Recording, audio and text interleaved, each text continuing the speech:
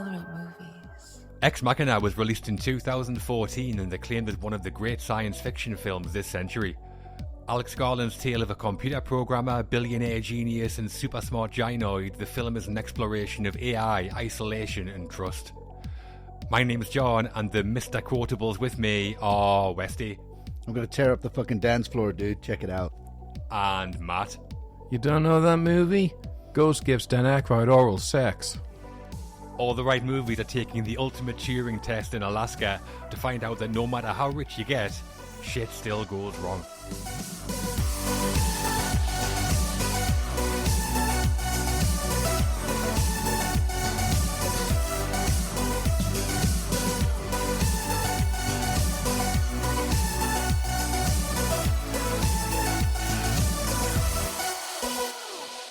Hello and welcome to All the Right Movies, Death, Destroyer of Worlds, and a podcast on classic and hit films. Yep, and not Oppenheimer. Yep. I'll use that one again then. Just in case you got confused. Yeah.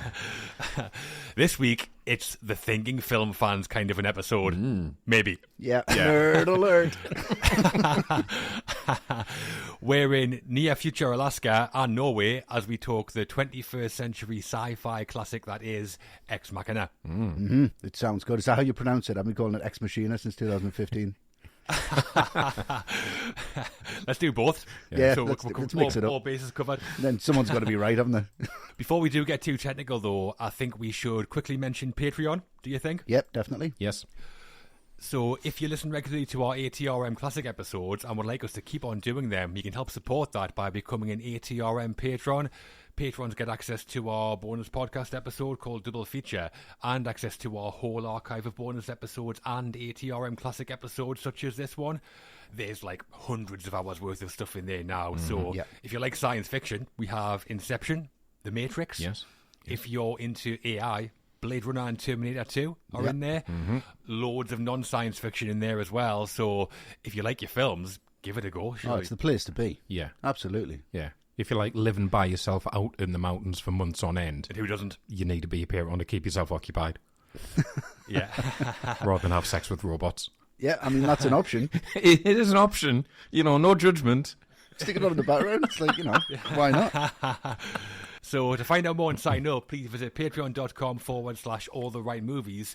Or if you're an Apple Podcast user, you can subscribe directly on there now as well. Just look for the subscribe button on there, give it a click, and you're away. There you go. Click of a button. What could be easier? For now, though, it's the Triple A's, Artificial Intelligence, Alex Garland, and Ava. Yeah. It's Ex Machina. Yep. So why are we talking about it, Matt? I think this is a really interesting left field choice. I didn't actually think it would come anywhere close to winning the poll. So it was a pleasant surprise. And I pretty much saw this on a whim. I knew very little about it. And I came out afterwards very pleasantly surprised again by what it was. I think it is a smart, intriguing film. It does have this big philosophical question at the heart of it, but it's not just about the philosophy. It switches up genres. It's a thriller at times. It's got fantastic performances, and it does make you question things, and it does take you on a journey that is thought-provoking but quite disturbing at the same time. So yeah, I'm very glad this won.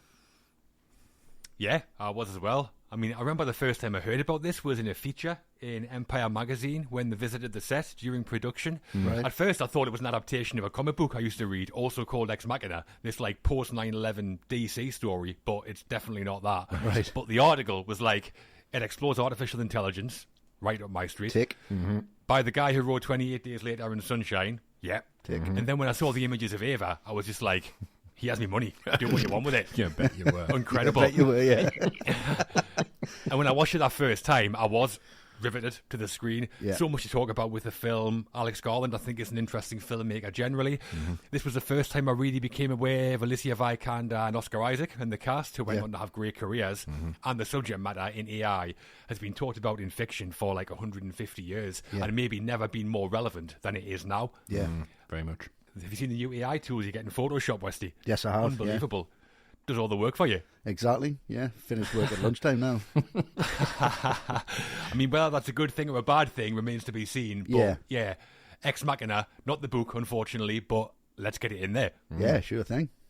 And how about you? An Ex Machina, Westy? Yeah, I mean, it's just a nerd's dream, isn't it? I mean, there's so much in there to delve into and look for, and I think there's a lot more in there than Alex Garland actually proposed or thought ever would be. So it depends how far you read into this. There's religious overtones. There's the technological overtones. There's elements of Black Mirror in there, which I think is quite weird because Series 1 of Black Mirror was 2011, Series 2 was 2013. Yeah. And then there was a special in 2014, and there was a break in 2015 when this came out. And then Series 3 of Black Mirror came out in 2016. So I think there might be something kind of going on hand in hand here with them two things. I think they're very interlinked, and they are, saying pretty much the same thing. So I think it's a very interesting conversation for this to be almost like a feature-length version of a Black Mirror episode, which I think is really excellent. There's a lot to get into. There's a lot to unfold. There's some great behind the scenes stuff. I think some of the effects in this are the best I've seen for a long time, and they still hold up now. I think they're absolutely fantastic. Performances are excellent. I think the cinematography is excellent. I think it's just a really good film. It seems very simple and at the same time very complex, so that's something I really enjoy diving into. So let's go ahead and do it. So Ex Machina was produced by Film 4 and DNA Films, distributed by A24 and Universal, and released on the 21st of January 2014. Filmed on location in Norway and England, it was written and directed by Alex Garland, and it stars Donald Gleeson as Caleb Smith, Oscar Isaac as Nathan Bateman, and Alicia Vikander as Ava. Let's go for it then, eh? Yep. Get your key cards ready. We're talking in the beginning of Ex Machina. The beginning. The opening of Ex Machina is full of character introductions, so that's what we're getting into. Yeah. Our first sight of star of the show, Ava, is coming, but first, we're meeting a couple of likely lads, aren't we? Likely lads. You could say that, I guess, yeah. Not the likely lads. But, unfortunately, not. Imagine them in there, bumbling around and trying to find out what the football score was. So the first scenes of Ex Machina bring us computer programmer Caleb, his billionaire and tech genius boss Nathan, and their meeting when Caleb is flown into Nathan's underground lair, having won an employee prize. Yeah. So how's the opening for you guys, Westy?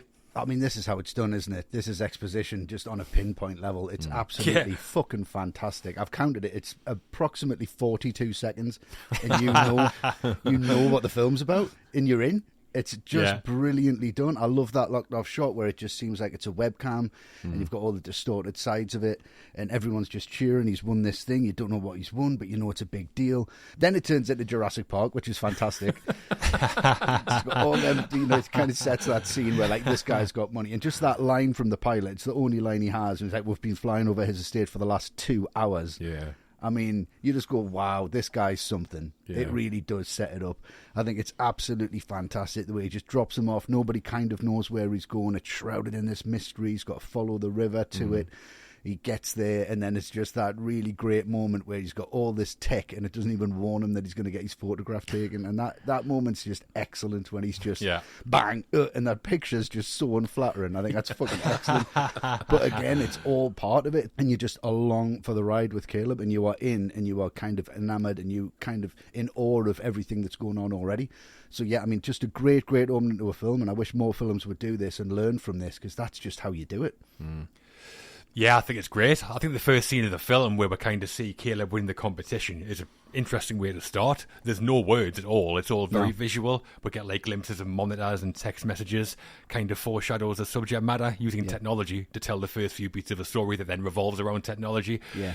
And the fact that we find out later that Caleb didn't win a competition, he was handpicked by Nathan, basically because of his porno history, the horny little devil. That's kind of set up here as well. Some of the shots you mentioned, Westy, are from his phone's camera, and we see the patterns of some like what looks like face recognition software on him and his colleagues. And then we'll find out later that Nathan turned on the cameras on everybody's phones. So a reference to that, I assume.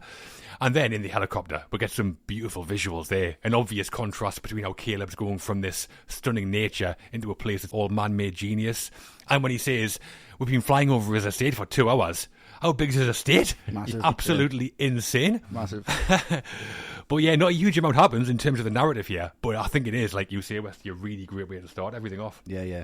I love everything that follows that first introduction to Nathan, because Caleb is such a fanboy. It's like, just try and tone it down a little bit, mate. Don't be like, play it a little bit cool, Rodney, you know what I mean? I'm surprised you're not wearing a Blue Book t-shirt. Exactly. And I think as well, it's really interesting because Nathan isn't what you expect. You're expecting either some like uber geek or some like Bond villain on this massive estate, but he's not. He's got like more of a blue collar feel to him. He's all like, dude, bro, you know, doing his kickboxing. Just not what you expect. But I think already there's so many red flags here for Caleb that he ignores. He's out in the middle of the nowhere, just the two of them. This incredibly convoluted contract that he has to sign. But like I say, he's just a fanboy, and he's so eager to get in with Nathan that he ignores everything here. Like, personally, just shooting pool, getting drunk for a couple of days, that'd be fine for me in those surroundings. But Nathan, he's such a great salesman, and it's almost like seduction. You know, you'll regret this for the rest of your life. It's brilliant. Fine in any surroundings for you, mate, to be fair. Yeah. To be fair, yeah. To be fair, if I was Caleb, so he's been flown into this 2-hour sized estate, and then he's seen Nathan's pad, which is ludicrous. When I saw the room I was going to stay in, I'd be gutted. It's like a Premier Inn. It's like tiny little telly on the wall. No windows. No windows. Yeah. But the way that Nathan makes Caleb sign an NDA but refuses to answer Caleb's questions, I would definitely sign that NDA as well. Anyone with that beard has definitely got a secret or two up the sleeve, I think. Yeah, I think it's great when you see the introduction of him, is that I just feel it's all an act, and that he is this kind of, his persona comes across, but I feel like he's just shaved his head. Like, he's normally got really unkempt long hair and his big beard. He's left the beard in there. Like, he's not in that good a nick, is he? He's just got a vest on. Yeah. And he's just pretending that he's put it up there. Yeah. So to me, it's all this kind of ruse, and all the technology that he's got, the access that he's got to everything, and he makes him sign the NDA on paper, and he uses Post-it notes. And it's just like he doesn't trust the technology. I think it's a great setup.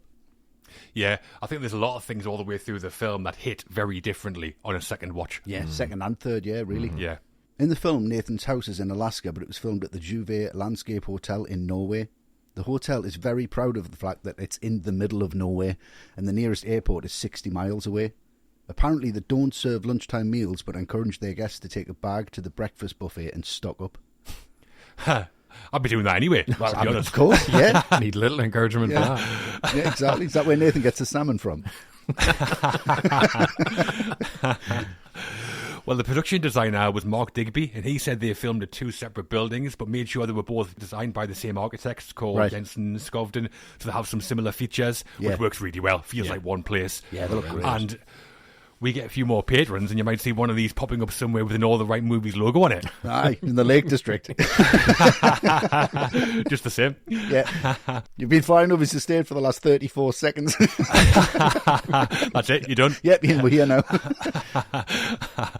So that's our 2 male leads. Should we meet our female too? Oh, absolutely. Let's do it. By this point, Nathan has revealed his big secret. He's built a machine with human-like intelligence, called her Ava, and brought Caleb along as the human component in a Turing test to evaluate the conscious mind of Ava. So, how are these first sessions with Ava, Westy? Magic. I mean, when you first see her, that whole sequence, that was it. I was in, you know. Yeah. She's in silhouette. It's kind of technology and nature mixed together with the tree in the background, the way she moves through the frame. And the really interesting thing here that I first noticed was that he's in a small box and she's in this bigger environment, like almost he's imprisoned. Yeah. And when he walks through, you see this crack, which is an amazing foreshadow for what happens later when you see how that happened.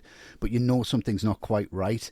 But it's my favourite shot in the whole film, where she's just silhouetted against that nature in the background. It's incredible. And it's just a beautiful mix of visual effects, of production design, of cinematography, everything just coming together.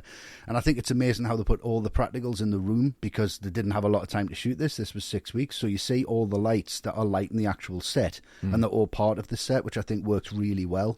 And the use of reflections here is really interesting. But Alex Garland himself said it was almost like Ava's like a tiger in the zoo. She's got all this space, but she tends just to pace over the same area, like she's got somewhere else to be, but she's got nowhere else to go. So you get that feeling that she's almost trapped, but he's even more trapped. And they shoot her from low, so it gives her the power over him. Shoot him from high, so he seems small in the frame. It just sets everything up beautifully, and there's just so much space. And I mean, Gleeson in this, He's just totally enamored. He's in awe of it. His performance is incredible. He's just fucking almost stuttering over everything. And he's just so, like, you can see him just filling up with excitement. Yeah. I think it's just a wonderful performance, exactly how anyone would react to it. I think it's very, very realistic and a really excellent introduction to that character because it's not over the top. It's just beautifully realised. And you as an audience are just taken into the whole thing. I think it's brilliant. It is. I mean, the first time we meet Ava, we're still really early into the film. To be honest, I think we could have had a bigger build-up because we're only like 11 minutes in the first time we meet her. But, I mean, that's a very minor criticism because as soon as we see Ava, I think she's just mesmerising. Yeah. She looks fantastic. Still, now, looks fantastic. Amazing. Incredible work from the effects team. We'll talk about those guys later. But that first shot you mentioned, Westy, when Ava walks into the frame in like half silhouette is just stunning. It's really, really good. They could have kept it like that as well. I mean, other directors would just kept that mystery and have her in silhouette and you don't see her. And then maybe the third session just steps into the light and you see who she is. But that doesn't happen. It's everything at once, which is really brave. Yeah. And I like the debriefing meetings where Nathan grills Caleb about Ava after his sessions with her, where Caleb's like, if you've created a conscious machine, that's not the history of man, that's the history of gods. And Nathan laps it up. He's like, yeah, you're right, I'm a god. Yeah. It's that bit when he's like, yeah, I think you're right. And it just cuts through and he's just nodding. And he's like, yeah, I know I am. And Caleb and Nathan are talking and Nathan's just wandering about with no top on. I mean, it's his house to be fair, but you've got to guess, dude. Brilliant. I'm going to talk about when the power cut happens because you're so drawn in. You're so drawn in at this point because Ava's like line of questioning is so unpredictable. You know, do you like Mozart?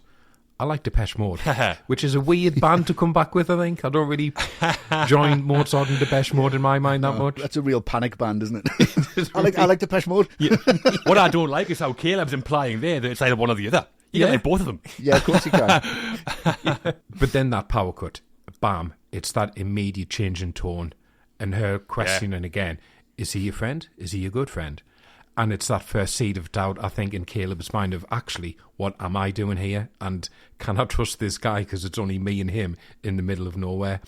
And because you're in this super advanced complex, the idea that it can still suffer power cuts, it puts you on edge because even here, I think there's this element of suspicion about the timing of it. Like, they just happen to be talking about Nathan when it shuts down. And that's when she takes the opportunity to tell him Nathan isn't his friend. And it's so creepy the way she just like raises herself up out of that seat to look at him. It's like a praying mantis or something. It's an incredible looking scene, that red light. But yeah, it's that sense of paranoia because I don't know if I trust her, let alone Nathan at this point. Yeah. Yeah. Again, I like the debriefing session that follows this. This is the one where Nathan shows Caleb the Jackson Pollock on his wall and he kind of explains automatic art and how that raises a question of which parts of us are actually us and not the result of nature or nurture or both, as Nathan puts it, or any parts of us actually us. But then we get that sudden flip in toe when the lights cut out and suddenly we're back in a film again. Ava basically says Nathan's a wrong one, he's not your friend, and it's like being in a different film. It's brilliant. Yeah.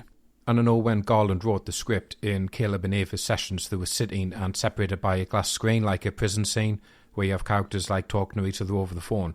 But Mark Digby, who you mentioned, John, he had the idea of a large room which was going to be bisected with the screen, and that's so Ava could walk around more freely. Yeah. Yeah, that's definitely for the best, I think. Definitely, Not just sitting talking on phones to each other for the whole film. Yeah. But I know the sessions weren't filmed in Norway either. There were sets of Ava's, like, sort of cage built at Pinewood Studios in England. The backgrounds were all blue screen and they digitally added in the background to match the landscapes from Norway. But it does work miles better, surely, that Ava can move around. It would be too claustrophobic, I think. Yeah.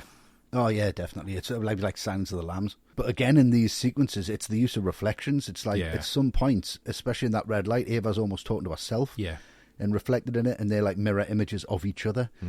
And I think that's just really clever as well. The use of reflection in this film cannot be understated, to be fair. I'll get into more of it when we're talking about Rob Hardy, when we talk about the DP stuff, but it's just fucking so well done. It's brilliant. And that is the beginning of Ex Machina. Some interesting characters, an intriguing premise, and then a cut to black, or red, where we find out all is not as it seems. Real end of Act 1 stuff. Very much, yeah. Cut to the mountains, Act 2. The director. The director of Ex Machina was, as we've mentioned, Alex Garland. Known by this point as a screenwriter only, Ex Machina was Garland's first foray into direction. His debut, Matt. So how did Alex Garland do? very, very well for a debut. And I think it's interesting that Garland has worked with Danny Boyle at this point on a couple of films. And both those films run out of control a little bit by the end, like 28 Days Later, literally ran out of money. And they had to like stitch and ending together. And I think here you get this sense of just total control. It's very tightly written and directed. I'd be surprised if there's a lot of deleted scenes from this. And there's this sense of claustrophobia that Garland brings. You know, no windows in Caleb's room. The complex feels like a maze. And he keeps that camera very, very still. Like any time it moves slowly. The compositions are so precise. Anytime someone moves in a scene, it feels very notable. And it does give the film this whole sense of theatre. Like, this could easily be a stage play.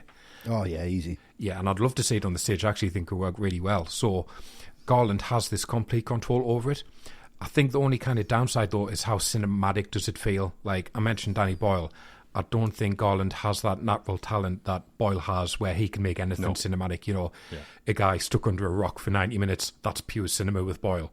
Here, it is. It's probably unfortunate timing, but we're going to mention this a few times. It is very Black Mirror.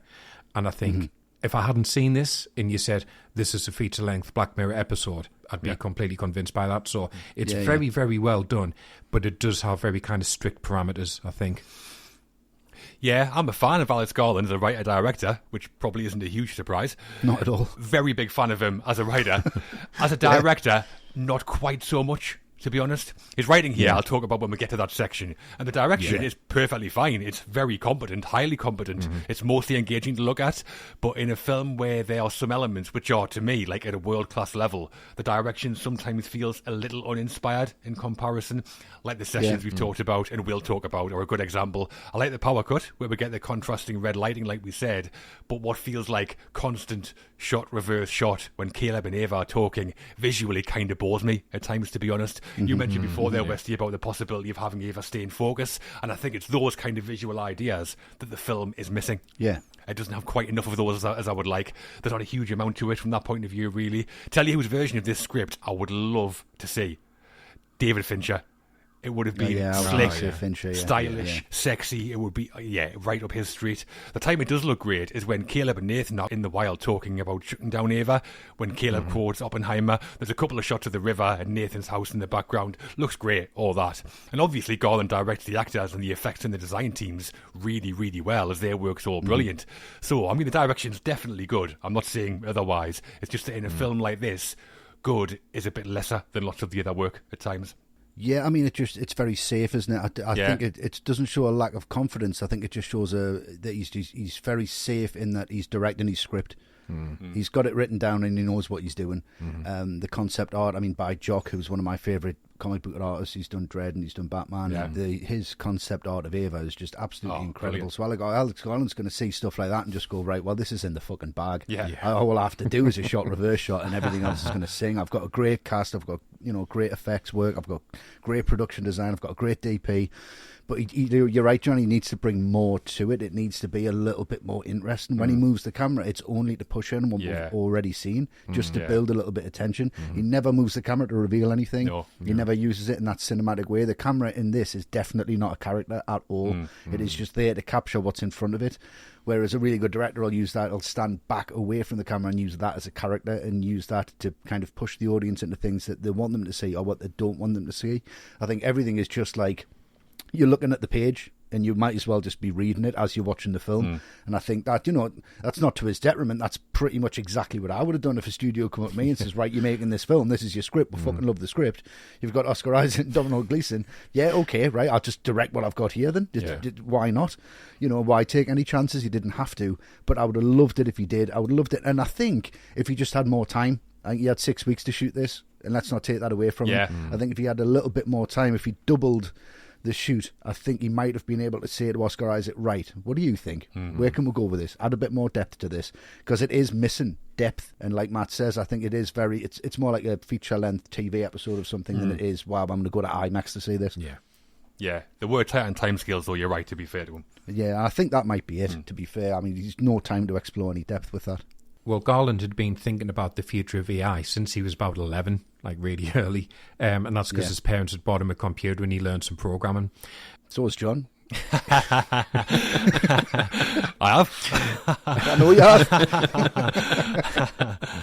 And then when he was older, he had a friend who was a neuroscientist, and the two of them would have debates on the possibility of AI. And his friend was really adamant it could never happen. Yeah, Garland said that his scientist pal's argument was that computers could never have consciousness as they start from a different place than humans. We don't know enough about it yet to understand it, but it's impossible, he says, according to him. But I mean, Alex Garland clearly doesn't agree, does he? Oh, we had science. That doesn't agree either. Yeah. Of course it doesn't. I mean, now you're talking. If you want to talk about cinematic film. And then when Garland was writing Dread, Garland read a book about consciousness by Mary Shanahan, and that gave him the idea for his next movie, which is Ex Machina. Yeah, you read that one, Matt? Twice. I thought so. Ray Page Turner. I can imagine. Just the graphic novel, though. Yeah, just the pictures. Yeah, I saw an interview with Andrew MacDonald, the producer. He owned DNA Films, who'd made The Beach 28 Years Later and Sunshine, all written by Garland. And he said to Garland, basically write a script that someone else would want to direct, and I'll let you direct it. And he came back with Ex Machina. I mean, have some of that. Yeah, exactly. I think that, again, that might have been the problem, because he's just went, right, we'll film that. Yeah, exactly. And he's like, okay, I'll just have to film that then. Yeah. Okay. Yeah, it might have been, yeah. Throughout the film, there's a recurring colour theme of red, blue and green. So we have the red lighting of the power cuts, the setting in the green forest, the keypads are blue, and this is all a reference to the RGB colour model that computers use. Yeah, I think Stanley Kubrick does a similar thing in 2001, doesn't he? He does. Yeah, we're talking about that. And BMX Bandits do the same thing. BMX Machina. Imagine that. Like Transformers. Oh, hey. Right, let's stop this. Let's start right now.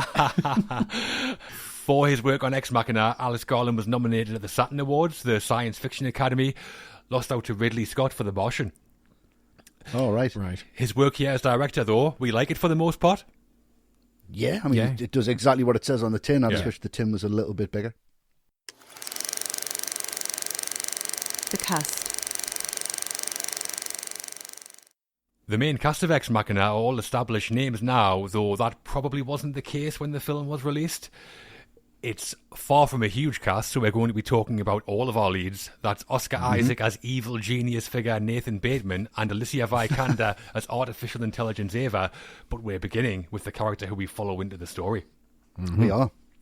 So Donald Gleason plays Caleb Smith, a computer programmer working in Nathan's Blue Book tech company. We see him manipulated by Nathan to partake in a Turing test before falling for Ava, then being manipulated by Ava as well when she uses him to help her escape. Sounds like a bit of a sap, Westy. Doesn't he? How's Caleb and Donald Gleason in the role? I mean, I think he's great for what he's got to work with. And I know this came off the back of Dread, which we'll talk about in a minute, but I think his character in Dread is kind of a setup for this. He plays a very similar role in that, he's a computer nerd. He's kind of tortured. He's lonely. His character in Dread's got a lot more depth, even though it's Dread. Do you know what I mean? Like, this should be really like... I don't really feel sorry for the character as much as I should. I don't really feel like he's got an arc in which he should have. I don't understand why he's being picked necessarily. I don't know why this character is so special. And I think Domhnall Gleeson kind of brings that beigeness to it without sounding like a dick about it. But I think he knew that. Like he says, Ava's a rat in a maze. I think it's just Caleb who is. Yeah. It could have been anybody. He's just a good guy. He's no family. He's expendable. He's just a plain normal person who's into coding. And his ultimate arc is to help her escape, which is actually Ava's arc, not his. So really, he's a secondary or a tertiary character in all of this. Yeah. And we're following like a tertiary character through the whole film. And I think Gleeson knows that, and he's kind of got that on his shoulders, and he's quite prepared to play that role. And he does it with confidence, and I think he does it really well, and he's very, very watchable, and he's very plain and very ordinary. And I think that was the whole point, because he's very relatable. That could be me, that could be you. That he acts like we do. He's purely the audience. But he's just a fantastic, fantastic actor who's got a really good range. And like I'm going to keep saying all the way through this podcast, I just don't think they've been given enough of a chance to explore the range. He's finding out his backstory about his parents, and he was in the car, and they died, and he didn't. and he was just in a hospital bed and he learned coding, that should be ripping your heart out. Yeah. But it doesn't. It's just nuanced and just little bits, and it doesn't quite hit home as hard as it really. He's really lonely. He's got a tiny place. I'm glad you said place. That's why he's only. Yeah, he's got a tiny place, and it's just far enough from the beach, and we're going to have these like no dialogue, no sound. It's all there if you look for it, and I think Gleeson brings as much of that as he can to the table. There's just not enough on his plate, unfortunately. Yeah, I do mostly agree with what you're saying there, to be honest. Yeah. I think the first time I saw Donald Gleeson in like anything was, we've mentioned it, in Black Mirror. He was in an episode called Be Right Back, where he played like a synthetically intelligent human, so kind of full circle. Right. I think it was About Time for me, that Richard Curtis film. Yeah, the time travel one, yeah. Yeah, it's really good, actually. He's great, yeah. And I do think he's a good actor, Donald Gleeson. I mean, I'm not sure if he's as good as his dad, but here... Not yet, but he will be, yeah. I think. He's amazing in The Revenant. He is very good in that. Oh, he's good now, yeah. And here I think he projects Caleb's traits of being vulnerable and like naive and innocent really well. This is like classic ordinary man in an extraordinary situation kind of stuff. Yeah. And Gleeson delivers that for me. And I think he has a pretty tough ask, because Caleb's the main character and that we're with him all the way through the story. And with that comes some audience expectations. We expect him to dictate the story like he normally would. And sometimes he does, but most of the time he's being told what to do by Nathan or Ava. So Caleb's often very passive, which makes it hard not to be boring. And while he's certainly the most boring of the three characters, I mean, one's the inventor of AI and the other is a sentient robot. So I think he does all right, Donald Gleeson. Yeah, he does all right, yeah. Yeah, it's interesting, isn't it? Because it's one of these performances where you talk about it, everything sounds like a backhanded compliment, because his performance isn't as strong as Isaac's or Vikander, but that kind of works for the character. Like, Caleb is out of his depth from minute one in this, and he's so easily manipulated. And it is interesting that our main character, who we think is the main character anyway, he's actually pretty useless throughout, and he doesn't have an arc, and he doesn't have any kind of heroic redemption. At the end, he's just stuck in there, probably going to starve to death, and he's made to look like a fool. But, like I say, it's kind of a backhanded compliment. Gleeson really sells that. So yeah, he's fine with that. Yeah, he's fine with that. He's not great, but he doesn't need to be great. But I think in other films where he needs to be great, he is. So I do like him as an actor. It is just what you used to were saying. He can only push this character so far, though. Yeah, definitely. Gleeson had been in Never Let Me Go and Dread, as was spoken about, both written by Alex Garland. So they knew each other, and he said he got an email from Garland out of the blue saying he wanted him to do this new movie he was working on, and with the script for Ex Machina was attached to the email. He read the script in an hour and went to Garland's house, who said he wanted Gleeson to play Caleb, but he would have to audition really hard as it was a studio movie. So he helped him through the audition, I think, because he kind of really wanted him in there. Yeah, kind of sounds like a real-life Caleb and Nathan. That's that kind of relationship. It does, doesn't it? Yeah.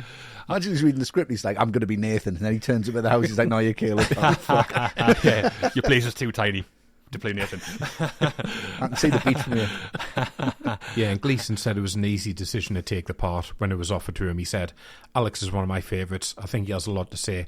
Ex Machina was one of those films I'd always wanted to be in. I read it and thought, I can't believe I'm going to be in this. Yeah, slightly more complex than About Time, I think, to be fair. Yes. Yeah. He said he was drawn to the script as it was psychologically taut and not just trying to be like a cool sci-fi film, which I think is a pretty fair description.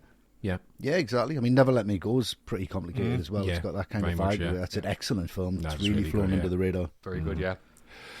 Ex Machina certainly developed Donald Gleeson's career. Following this, he was cast in really big films like The Force Awakens and The Revenant that we mentioned. And Ex Machina, I think, one of his better performances for us. Mm-hmm. Yeah, I think it's fantastic. I just, like Matt said, I wish he just had more to push. Yeah. The second main human and antagonist in the film is bespectacled genius Nathan Bateman, played by Oscar Isaac. Yeah. A tech billionaire who made his money with a search engine blue book, Google, basically. But where Google was created by two guys, Nathan did it by himself. You sure it wasn't Ask Jeeves? Ask Nathan. But responsible for creating artificial intelligence in Ava, we see Nathan set the Turing test, manipulate and treat others around him less than well, through to being murdered by his own creation in the climax. He's got a bit of a god complex, Matt. Nathan, I mean, not you. Yeah. Well, we'll see. Matt. What do you think of him and Oscar Isaac? I love this performance. He's such a tech bro, isn't he? He's Elon Musk before I even knew who Elon Musk was. Yeah, exactly. It's this really interesting combination of someone who is this arrogant alpha male, but also complete nerd at the same time. And the thing what Isaac does so well is he constantly keeps you on edge as to what he's doing. How much can you trust him? And from scene to scene, I never know what to expect, which is great because he's got a real temper and he's really patronising at times. And you think, is he a genius or is he just this drunken arsehole? And it's clear he's spent far too long out in the wilderness with only robots for company. And that, like, to go back to that first meeting, that's such a clear sign he's not the kind of person you want to be stuck with in this situation. You know, he says, oh, he's got the mother of all fucking hangovers. Oh, how was the party? There was no party. Yeah. I mean, massive red flag there. Clearly something wrong with him. But then he can spin it and he can be really charming and he can wow Caleb with his talk and what he's created. So Isaac, I think he's really great in this. You just can't take your eyes off him. I agree. I think the most unrealistic thing about this film isn't Ava. It's the idea that a web developer could ever be as charismatic as this guy. I mean, very true. He's not exactly Zuckerberg. But I'm joking, by the way. I know a lot of web developers. I was going to say, you fucking put a rod through your own back. But I mean, a drunk, disco dancing diva with aspirations of being God should be utterly ludicrous. But I buy Nathan. In fact, I kind of like him. And that's almost entirely down to Oscar Isaac, who gives him such like charm that he's impossible not to like, to me anyway. Yeah. That said, he is well written too. Nathan's complex. He can be a genius and turn on the charm. But at times we also see him be compassionless, cruel, like ruthless. In the wrong hand, this guy could have been some like over-the-top Bond villain, cackling and stroking a cat. But he's far from it. I think Garland, a writer, is very good at lots of things.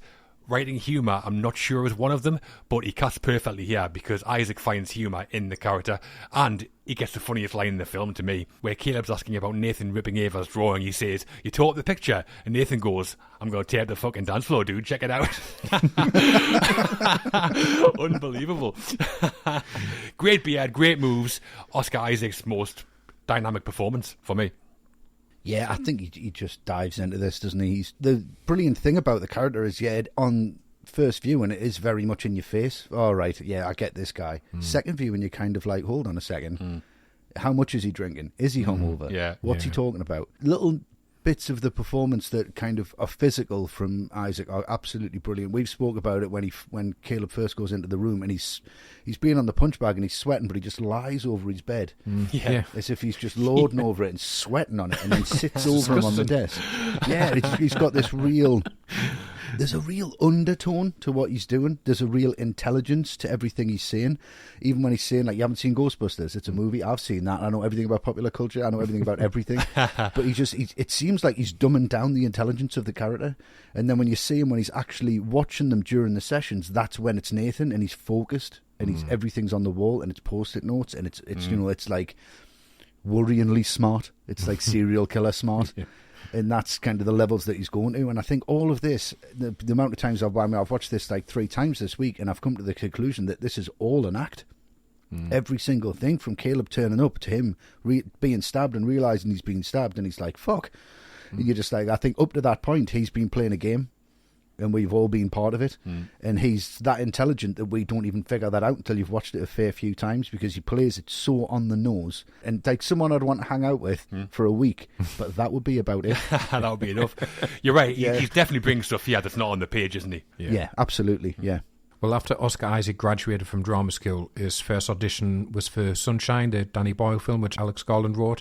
And he didn't get that part that he went for. But Garland never forgot him. And when he went to America to do some auditions for Ex Machina, he got Isaac to test in for Nathan. Nice. Lovely. Yeah, I saw an interview with Isaac where he said he loved the script for Sunshine and got so into it that even after he was rejected, he still kept reading the script and considered getting back in touch with Danny Boyle to let him know what songs he should use on the soundtrack. That would have gone down well. Hey, piss off. I've got a song for the end credits. I'll give him a shout. You're not even in the film, dude. Garland said that Nathan isn't based on any specific real-life tech billionaires, which is absolute bollocks, because of course he is. And Isaac backed this up when he said who he had looked at when he developed the character. He watched videos of the famous chess player Bobby Fischer and took up chess for a bit. Took up chess for a bit and then just packed it in. Fuck that, I'm not doing that. And the look of Nathan with the glasses and the beard and the Bronx accent was inspired by Stanley Kubrick, which I think is fantastic. Them glasses are right. Yeah. Isaac said, when I think of a genius, I think of Kubrick. We all do. Well, yeah. And he also said Garland sent him videos of Noam Chomsky and Daniel Dennett, who are two like public intellectuals who've both talked about consciousness. Yeah. None of them have as good a beard as Nathan, though, obviously. No. Who does? Yeah, it's superb. It's outrageous. Well, the costume designer in the film was called Sammy Sheldon, and she played a part in how Nathan looks, because she said that Nathan has been away in the mountains obsessed with his robots for so long that basically he doesn't look after himself on any kind of vanity level. And the reason he's got a skinhead is because, and kind of Westy alluded to this, is he hasn't cut his hair for years, so when he has a visitor come in, easiest thing to do is just to shave it all off. Oh, right, nice. Yeah. Forgot the beard, though. Yeah, keep that on. You're not shaving that off. It's taking too long. He's only flying over for 2 hours.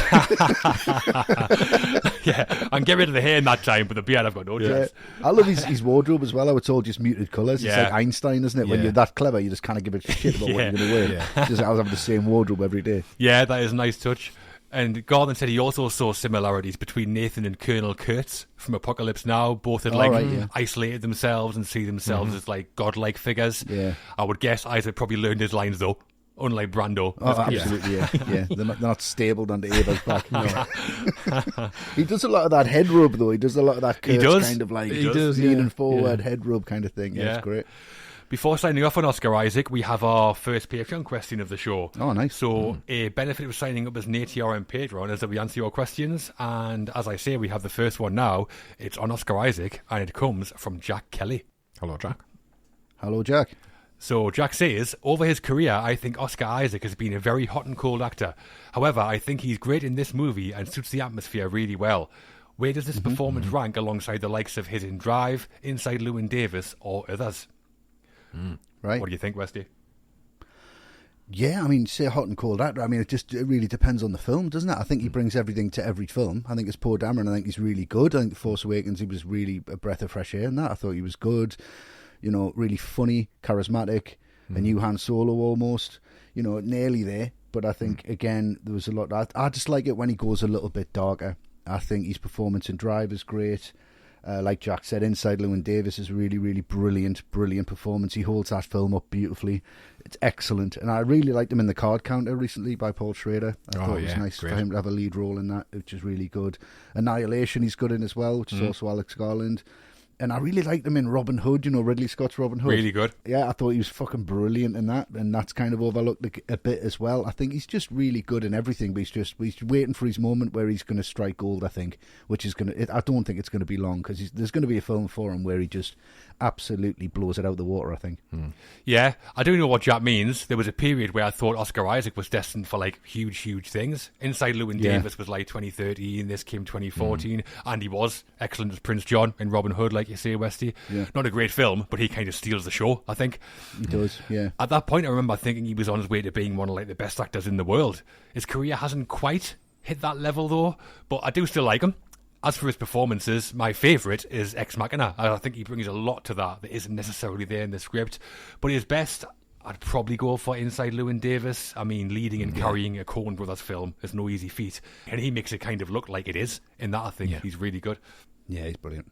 Yeah, I mean, much the same as you guys. I think he's just always good, even if the film isn't. And at his worst, he's good. At his best, he's incredible. And this one's definitely up there, but I would also go with Inside Llewyn Davis as a top choice for me, because you watch that and you think, is he an actual folk singer that they just give a few acting lessons to, because he's such a good singer and he plays guitar so well. He's fantastic in that. I'd also mention A Most Violent Year, which is really in the scene. Oh, nice. Yeah, where he's this boss, if you haven't seen it, he's this boss of a fuel company and he gets dragged into corruption and gangsters, and he just brings this very kind of Pacino in the 70s vibe to it. Definitely I really does, like that as well.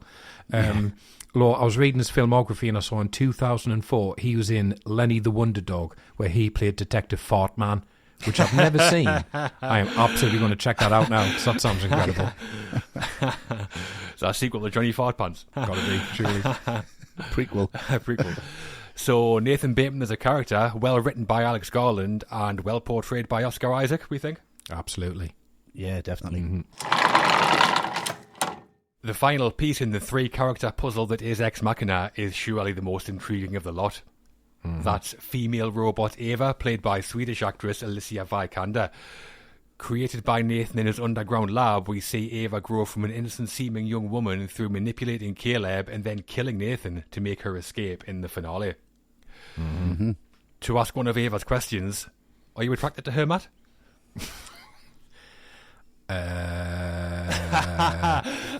Maybe. Will it make the cut if I give an honest answer? Depends what it is.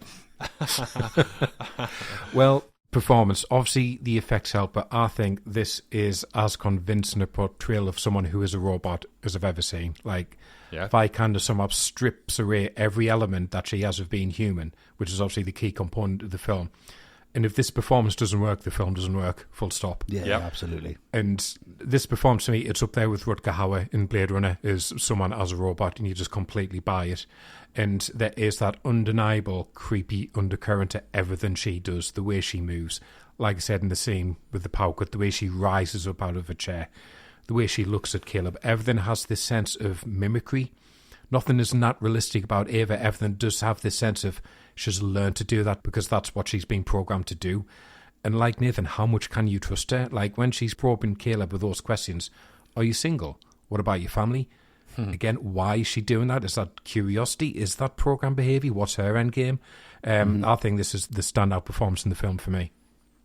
Yeah, I mean, you're right, so much rides on the success of Eva as a character. She's at the centre of the story, and if we don't accept her as a person and as this like stunning creation, the movie will just fall apart.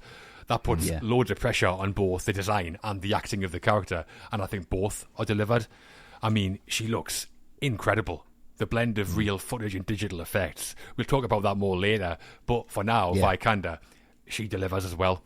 I said that Gleason had it tough, but Vikander even more so. She's got to make Eva believable as a robot, because that's what she is, but also believable to an extent as a human, so we can relate to her, and so she works as a character.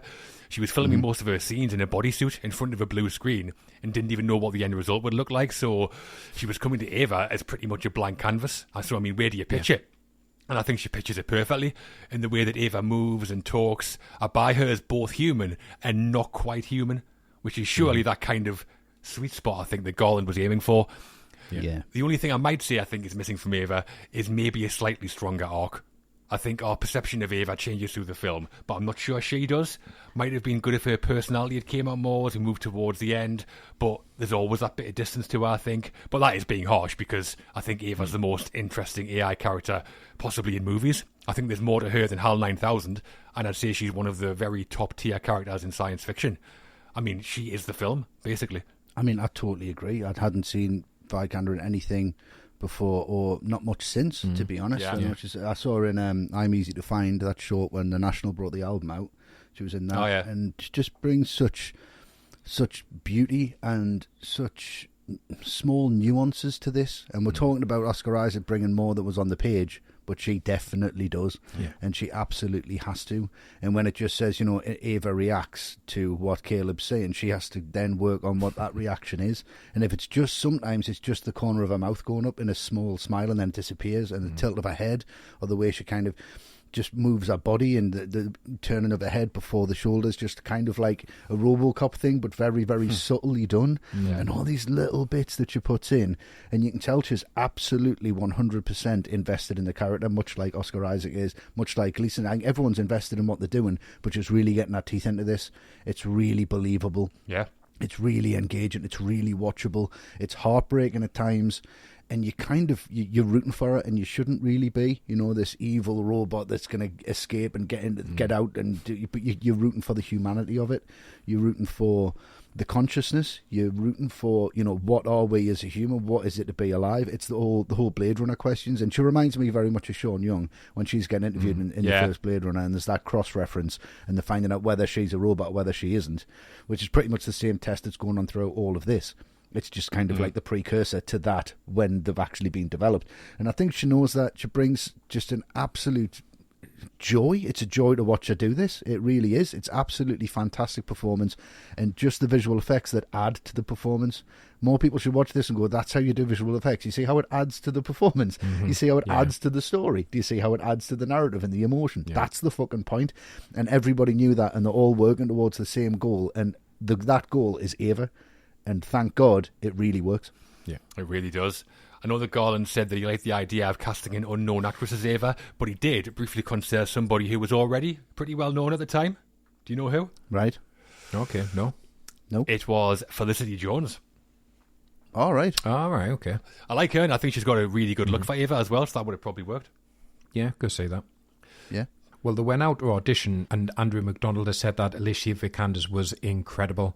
She turned up with her hair pulled back, had rubbed a bottle of sunblock all over her face so she was ghostly white, and had applied some exotically coloured eyeliner, and she later said that she was channeling her inner machine. Nice. That sounds a bit like Pris, Daryl Hannah in Blade Runner. Yeah, It does a bit, yeah. Or that Chris Cunningham video that he did for Bjork, which is all white. Oh, yeah. Oh, yeah. Bjork should be an influence in everything, shouldn't she? Oh, absolutely, yeah. She should have been in there. Should have been on the soundtrack. And Vikander said that she'd asked Garland how Ava feels inside. Does she feel like a woman, or is she portraying a woman in order to manipulate Caleb? And Garland told her, I'll let you decide, but Ava definitely wants to be a woman. And Garland gave her a keynote early on that she shouldn't play Ava as sexual, more like a newborn doll, so the audience wants to care for her, which I think totally comes across. Yeah. I mean, if she wants to be like a real woman, that's kind of like a Pinocchio kind of a thing. Yeah. Yeah. Nathan's Geppetto. Caleb is Jiminy Cricket. But that's really good, though, because we totally fall for Ava's behaviour and don't question how she is. But by the end, it's all like, was that all an act? I'm not sure. Yeah. Yeah. It's quite funny you've said that as well, and like the way Alex Garland was trying to explore consciousness, because Jiminy Cricket's like, always let your conscience be your guide. Yeah. And that's kind of the whole point of it, isn't it, really, whether she's got one or hasn't? Yeah. Exactly. He's the real guy behind the film. Jiminy. Yeah, of course he is. Jiminy. That's why it's in the woods. And before she became an actress, Vikander had spent years training as a classical dancer, and she said her dancing experience definitely came in useful here because it helped make her movements too perfect, and she was able to sit perfectly still if she needed to, which if you watch it again, she absolutely does. Doesn't move an inch. Yeah. She seems to like glide along the floor when she moves. Yeah. And at the end, when she runs down the corridor towards Nathan, she reminds me of like a gymnast at the Olympics, like perfect sprinting form. Yeah, that's what came from her dancing, I assume. It's a really disciplined performance, but she seems to really enjoy that discipline. Yeah, definitely. There was no awards recognition for playing Ava, but it catapulted Alicia Vikander's career. 2 years later, she won an Oscar for The Danish Girl and went on to be cast in big franchises like The Man from U.N.C.L.E. and as Lara Croft in Tomb Raider. Oh, yeah. Right. And here as Ava, we think Alicia Vikander is pretty great. Excellent. Oh, absolutely. Steals it, yeah. There's only one other cast member in the film who has any kind of part to play, and that's Nathan's other robotic companion, the mute Kyoko, played by Sonoya Mizuno. I think she's worth a mention, Matt. She definitely is, yes. Boom. Yeah. I mean, obviously, her scene that comes to mind is the dance scene, because that scene shouldn't work.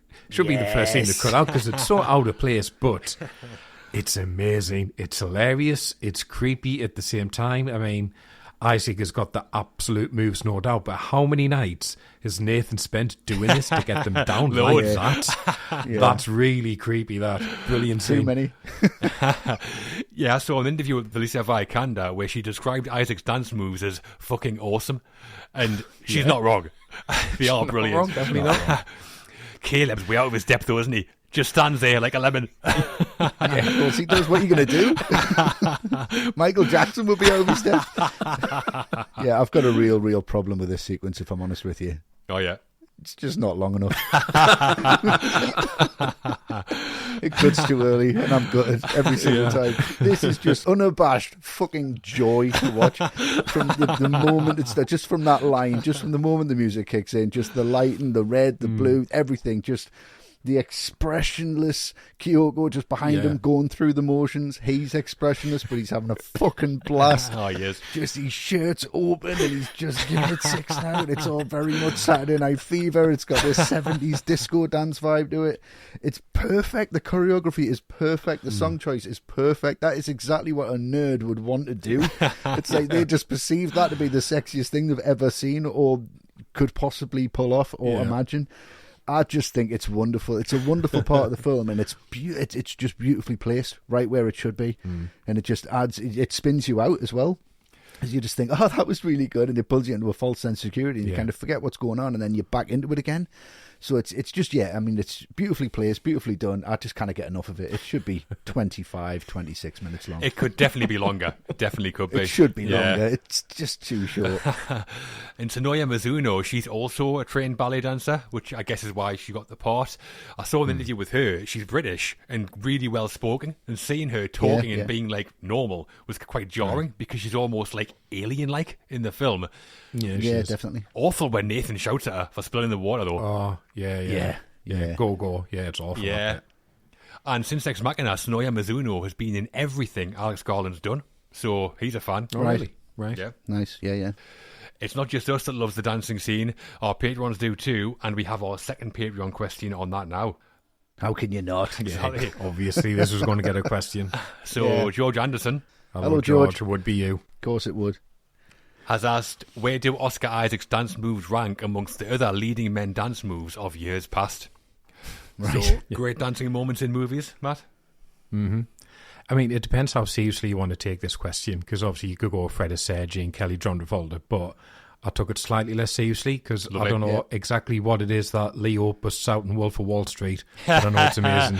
It is when nice. That's incredible. Classic meme. One that always makes me laugh. One I'd love to be able to copy perfectly is the little shuffle that Patrick Bateman does in American Psycho. Oh yeah, for Huey Lewis in the news. And if you're a Patreon member, I mentioned this film on the episode we just done, and I wasn't much of the fan of the film, but all I'll say, Barry Keoghan in Saltburn.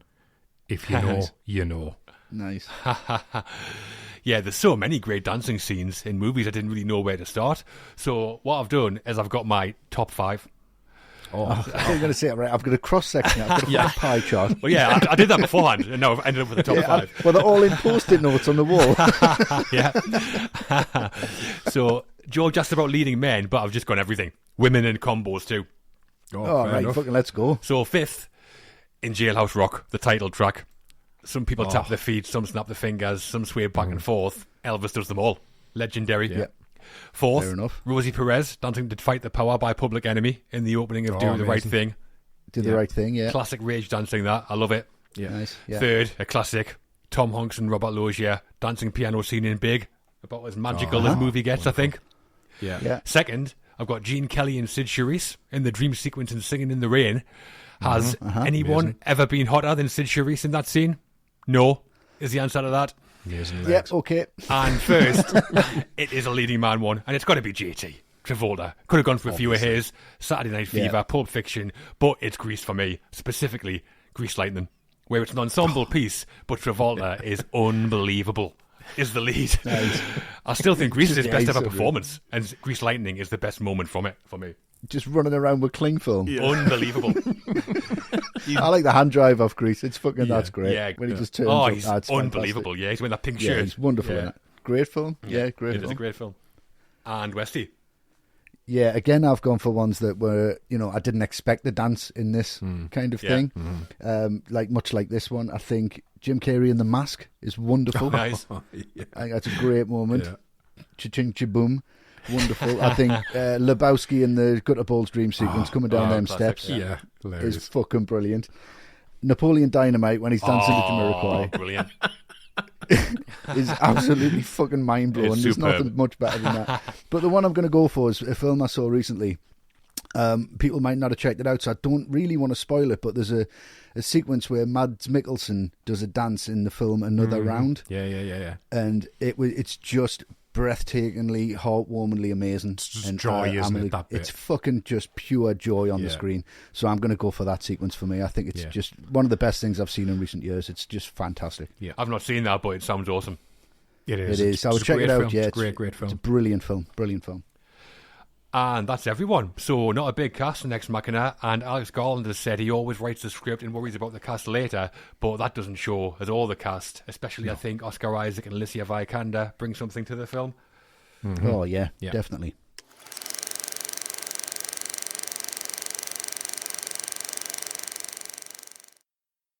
This episode of All the Right Movies is sponsored by BetterHelp. Without a healthy mind, being truly happy and at peace is hard. The good news is, therapy works. But what is therapy exactly? It's whatever you want it to be. Maybe you're not feeling motivated right now and would like some tools to help, or maybe you're feeling insecure in relationships or at work, not dealing well with stress. Whatever you need, it's time to stop being ashamed of normal human struggles and start feeling better because you deserve to be happy. And now, you don't have to worry about finding an in-person therapist near you to help. BetterHelp is customized online therapy that offers video, phone, and even live chat sessions with your therapist, so you don't have to see anyone on camera if you don't want to.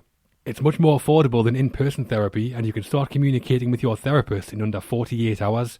Join the millions of people who are seeing what online therapy is really about. It's always a good time to invest in yourself because you are your greatest asset. And, special offer to all the Right Movies listeners, you can get 10% off your first month of professional therapy at betterhelp.com/ATRM. That's betterhelp.com/ATRM. Thanks again to BetterHelp for sponsoring this episode. The middle. Into the second act of Ex Machina, and some of the unknowns start to be revealed. The moment Caleb finds out about Nathan's previous versions of Ava is coming up, but before that, we're talking about Ava starting to get into the mind of Caleb. We are.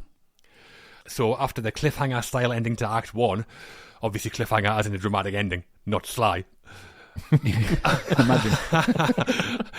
After that, info and narrative was dumped on us thick and fast. Nathan takes Caleb to his laboratory full of AI treats, and then Ava dresses up for Caleb.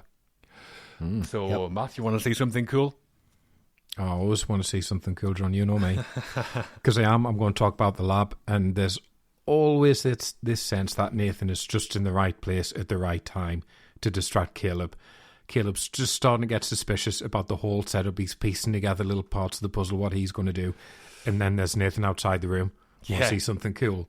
Because of course Caleb wants to. Of course he wants to see where Ava was created. And because Ava's been so convincing so far, there is this eeriness to the scene where you're reminded she's not flesh and blood, she's mechanics and circuitry. She's been deliberately created, and I love that line from Caleb. I don't know how he did any of this. Yeah, it's great. It just really brings back what a creation she is. And to link her creation to the prevalence of social media, which even today that only keeps growing and growing, that's a really smart bit of writing, I think, because it keeps it relevant and it keeps it fresh. Yeah. And as much as Nathan is manipulating Caleb all throughout the film, I think this is one of the few scenes where if it gets all that and he's just being Nathan, because he's just showing off what he's done, because what he's done is incredible. Yeah. Yeah, the scene, the way it starts, like you say, with Nathan just leaning against the wall outside Caleb's room waiting for him. How long has he been there? Like an hour. Just standing waiting. But I love the laboratory scene. A different setting, so it has my interest visually straight away, and I'm all in for Nathan's explanations on how things work. Getting Ava to understand and replicate facial expressions by turning on all the cameras on everyone's devices. That's great. Then Garland gets a bit satirical when Nathan says the manufacturers couldn't accuse me without admitting they've been doing it themselves. Turns into Paul Verhoeven for a nanosecond, and then thankfully stops there. No machine guns. It's almost like, you want Oscar Isaac to just turn the camera slightly and just do a side eye. Just kind of, you see. But the Ava's brain bit I find fascinating, like structured gel, as Nathan calls it. One example of many that makes it clear that Garland's been doing his research, I think. And the kind of molecular movements we see inside the brain, that's another digital effect that still stands up. One of my favourite scenes. I think it's really, really good. Yeah, I think the set design's immaculate as well, which is I think it was a massive influence on the Westworld series. I think that. Yeah, it's almost identical. I think, isn't it? Yeah, it does look really good. Yeah, I'm going to go for the bit where, I mean, it's heartbreaking for me, but the bit where Ava dresses up and she puts the dress on. Oh yeah, and she's got this kind of real innocence. It's, again, as Garland says, don't play it sexually. I mean, it's as far from playing it sexually as you can possibly go. I think she's just he's looking for companionship. I think that's his weakness in all of this. And what he wants is a companion, and that's his arc, and that's what he's looking for, and that's what she delivers here. And I think the really interesting thing here that people miss is that she's got reference pictures, especially for her hair. Mm-hmm. And she's looking at the reference. Now, who's put the references there? And is this on purpose? Yeah. And who's put the dress there? And who's, is this built on something else? Is she being given a little bit of a helping hand from Nathan here for the manipulation? Because people just kind of miss that point of she hasn't necessarily drawn that picture and put it up. I think that's been put there for a reason. And then when she comes through, it's this very, very, very attractive girlfriend, companion, partner, innocence. And then she says, this is what we're going to wear on our date. Yeah. You know, and it's like just insinuating that, you know, I like you, do you like me, this kind of backwards and forwards, are you attracted to me, this kind of thing. And it's all, again, this manipulation and testing the ground and seeing how far it can go with it. I mean, it's just beautifully realised, because I think coming out like that just appeals perfectly to Caleb. That's exactly what he's looking for. He's not looking for like Lucy Liu in Payback, you know what I mean? No. She comes out with like a whip in leather and starts giving it 6 now. He's not going to be interested. But if he's, this type of thing is perfectly what he's looking for. And I don't even think that's what Ava wants to be, because when you see her at the end, it's kind of the opposite of this. It's like her almost playing the role to manipulate Caleb. And I think if you watch it from that point of view, it's a very, very clever scene, and it's very, very well executed. Yeah, it doesn't take Ava long to start using her feminine wiles on Caleb, does it? And Caleb falls for it. Hook, line, and sinker. But it's the compassion she's using, isn't it? Yeah, More than our sexuality. It it's is. Like real. Yeah, there's safety. There's a safety in that. Yeah. In that character that she's playing. There is. There's not much sexuality there. I mean, she dresses like a bit of a granny. Cardigan and woolly tights. Caleb's loving it though, isn't he? He's amazing. What's his porn search like? Grannies.net. And yeah, this is definitely a scene which it's definitely on a rewatch. Once we know later on that Ava had it in her to be manipulative, the whole innocent kind of act she puts on here is much more apparent, and she's much more interesting as a character, I think, as a result. But when she's like, sometimes in night I wonder if you're watching me on the cameras, and I hope you are. I mean, come on, Caleb, you chump. And I love that shot at the end as well, where Caleb's watching Ava in kind of half silhouette as she removes the woolly tights. Really creepy, but the blend of reality and digital effects is totally invisible. It's just stunning. Oh yeah, massively. Yeah, like a key thing for me is how she says this is what we'll wear on our date. It's very kind of teenagery, isn't it? It's not like she's not being seductive. It's like, oh, we're going to date. Yeah, it's really innocent. Yeah, it's really innocent, and probably ties in the fact he lost his parents when he was a teenager. Yeah. So things are moving on in Caleb and Ava's relationship, and I worry that Caleb might be getting taken for a ride. Just a bit, I think. Strap yourself in, son. Yeah, not the kind he wants either. From there, it's all lies and videotape. No sex. Yeah, definitely not. Firstly, session 5, Ava grills Caleb in a lie detector test, and then Caleb steals a blind drunk Nathan's keycard and discovers a dark secret. What happened to the previous Avas? Yeah. So which part are you talking about, Westy? I'll talk about the lie detector test, because this is a very interesting scene. Yeah. If you compare and contrast to the moment that he met Ava and the way she was shot, they are just now on exactly the same level, talking to each other through, as mirror images of each other, really. And she is now really getting into the manipulation. She's trying to find out all of the deepest things and the darkest things, and just almost convincing him that he's a liar. And kind of on second and third watch of this, when she says lie, she says that almost like a question mark. Just kind of like, lie? Yeah. Lie? And so he goes, well, I don't know. Well, is red my favourite colour? I thought, well, okay. And then he just goes, right, well, that's more honest. There you go. And it's just the way that the manipulation happens and the micro expressions that she talks about and the way she reacts to those micro expressions. And I think it's really interesting that we don't see Caleb's expressions. We just see her reactions to those expressions. Because, I mean, how would you possibly do that, and for us to look at it and go, oh, there you go, that's a micro expression. You can't really put that on the screen because it's her reading them. But I think it's down to Vikander here and her performance and how she reads that. And you see it clicks and she goes, nope, lie, lie, and really pushing him forward. And it's because I think Nathan tells lies, and she said that he's a liar, and now she's turning Caleb into a liar and turning them into the same person. She said, are you a programmer, for better one of it? I think that's the thing, or a coder, just like Nathan. And he says yes, no, when they first meet. So she's kind of summing up and comparing and contrasting him to Nathan, so that when she escapes, she's got no guilt about leaving him because of what Nathan's done. So she's painting him in the same picture here. So that's exactly what she's doing, is setting him up for a fall. And you think that she's benefiting him by saying, no, that's a lie, tell the truth. But what she's actually doing is making his truth a manipulation of what she wants him to say, which again is a really interesting scene. It's really well done. It is. I think of all the Ava session scenes, this might be the best one. It starts as like a fun little game. What's your favourite colour? What's your earliest memory? And then suddenly, what will happen to me if I fail your test?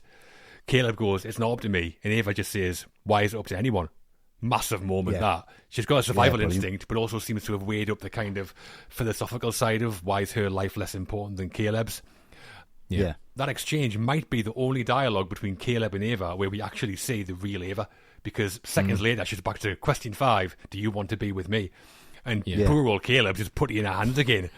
Doesn't know what's going on, Caleb. Yeah. Another power cut. Oh, for fuck's sake. I'm going for the moment where it always feels like Caleb takes control of the narrative for the first time, and it's when he takes Nathan's key card because he's blind drunk, and you think, oh, this is going to change from now on. And it does lead into one of the most disturbing parts of the film for me, which is when he sees that video of the previous creation, the previous robot freaking out and just smashing its arms to bits on the door. Like, horrific stuff, that. Yeah, brilliant though. It's brilliantly done. Yeah. And then to follow that, when he goes into the room and Kyoko is just lying there naked, but it's not alluring in the slightest. It's not like sexy at all. It's one of these scenes where I think Ex Machina has this element of Frankenstein to it, of things that have been created that probably shouldn't have been created. Yeah, I mean, you've got this Blue Book reference, isn't it? Yeah, exactly. And everything's getting out of control. And, you know, I do love that revelation of all the previous Avas just hanging up like very expensive suits. That's what they are, Nathan. It's really creepy. It is, yeah. It's one of the most memorable moments in the film for me. The part where we see all the old versions of like Ava, and that montage where Caleb's looking through the CCTV of the previous prototypes. I love that. Excellent, really dark and like atmospheric. And that shot where Kyoko starts peeling her own skin off takes her like Blade Runner kind of vibes there. And then the scene where Caleb cuts himself after that to make sure he's not a machine, that's really interesting. Shows how he's starting to kind of lose a sense of who he is. And if not for that scene, I reckon we'd definitely be getting a Westy theory seeing Caleb as a robot. How do you know that's not coming? And Westy?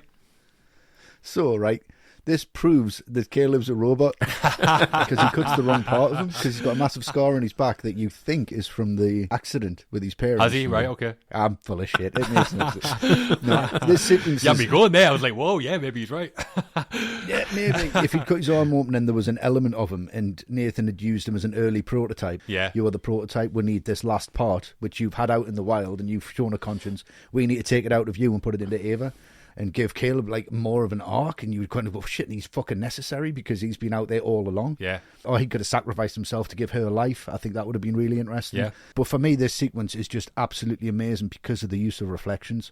Kyoko just reflected in that mirror when he's opening each one of them, and then he becomes reflected in it to show that he's part of this sequence. He's part of this nightmare. He's almost hanging up in there because he's part of the experiment. So he is almost a robot in himself with his actions. And it works really well. And to me, again, like on third or fourth viewing, you kind of go, well, is Kyoko put in there in that guise to try and seduce him? Did it fail? Was he supposed to go in and just go, all right, and then, you know, Nathan goes, right, well, that's a new angle, right? You stay with me and be part of this and help us with this because you're an intelligent guy. Yeah. I need you in here. You're the best in the company. You know, I've actually done research on you and I need your help to make this better. I can't do it by myself anymore. Or it could have been to the point where Nathan was diagnosed with some kind of terminal illness and he needed someone to continue the AI development of it, and Caleb didn't want to do it, and it's all this kind of conflict of interest and all these conflicts of emotions. But again, that's not put in there, but there's an undertone that you don't know, that you can kind of read into, and I think that's the beautiful thing about it. But to me, just the way this is shot, just showing them reflections, just showing that everyone's part of this thing and they're all in there together, I think it's just so cleverly done visually. It definitely is. And that is the end of Act 2. Lots of interesting stuff going on, some existential discourse in Nathan's lab, and it seems Ava has Caleb eating out the palm of her hand. I think it may not end well for Caleb. Probably not. Well, in my version, it probably would have, but, you know, who's interested in that? Everyone. The crew. Ex Machina may have been Alex Garland's debut as a director, but his movie career was almost 20 years old by this point, so he already had a crew of collaborators to step into Ex Machina. Yeah.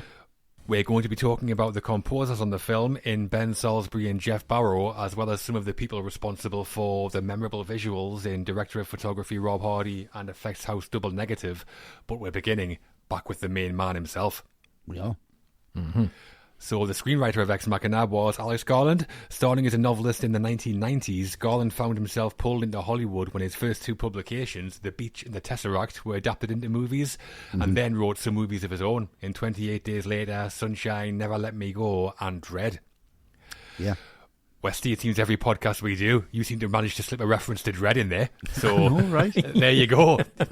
What do you think of Alex Garland's writing on Ex Machina? Or Dredd, if you prefer. Right. Yeah, I mean, Dredd's fantastic, isn't it? No, I mean, yeah, he's an incredible writer, an incredible imagination, and just, I'll watch anything that he's written. And I do like it when he passes his stuff off, and I just always think in the back of my mind, what if someone else had directed this? What if someone else had got a hold of this? You know, because it's all there. The script it's the blueprint of this film. It is on the page. You can see it's on the page. I don't think there's much room for any ad-lib, maybe a couple of bits of dialogue. I mean, I've read the screenplay of this, and he even writes the cuts in. He writes the camera moves in. Really? It's right. Cut to camera, cut to Ava, cut to Caleb. Like, everything is in his head. It's almost like a storyboard just written down. That's where it shines, and that's where he knows his strength is. And I think he's coming to this as a screenwriter and writing this idea by the producer just going to saying, you know, if you want to direct something, go away and write it, and then coming back with this. There's nothing I can say bad about the screenplay. I think the screenplay is absolutely fantastic. I just wish this was just fleshed out a little bit more. He'd taken a little bit more time on it. He hadn't rushed into it as quickly as he did. I think he was just desperate to direct something. A few more twists and turns, and it would have been truly, truly exceptional. But the screenplay, for what it is pretty flawless. Yeah, I think it's as a writer where Alex Garland really excels. His career shows that. Novelist turned successful screenwriter. Yeah. And the writing he has testament to that as well. Ex Machina does all the screenwriting basics well, strong motivations, engaging narrative. But what makes it unique is the exploration of artificial intelligence. Or rather, I think, how he explores it. I mean, this isn't the classic Rise of the Machines cliche. Ava isn't Skynet. And as much as we might have loved an Arnold cameo, it wouldn't have made that much sense if he had turned up. Ava! Get to the chopper!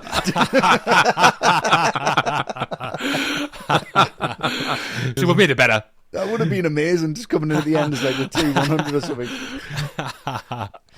But I do think this is a pretty fresh take on the artificial person created by a human kind of trope, on the big screen anyway. Ava's more psychologically complex than HAL 9000. I think she's more nuanced emotionally than Roy Batty.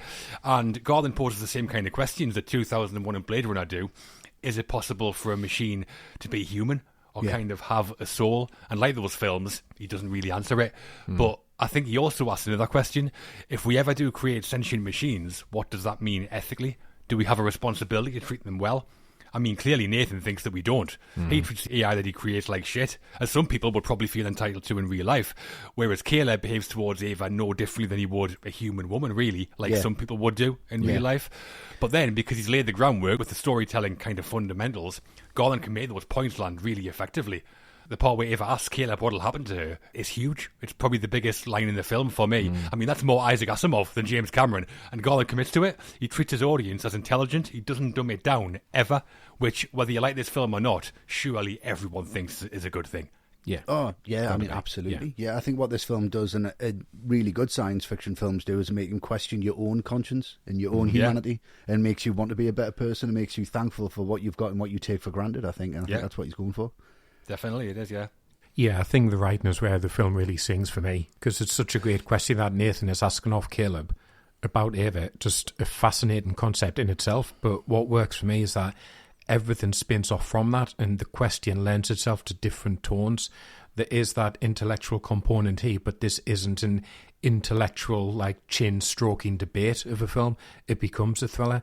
I mentioned Frankenstein. I think there are very overt horror elements in the writing as well. So it has this lovely balance between asking philosophical and technical questions. Like, I love that bit when Caleb mentions, does a chess computer understand that it's playing chess? Yeah. That's a really interesting question. But then Nathan will bring it all down to basics. How do you feel about Ava? Nothing analytical. And I love that balance. And then, as well as that, it's this wonderful power play between the three characters where the balance of power is just constantly shifting between them all.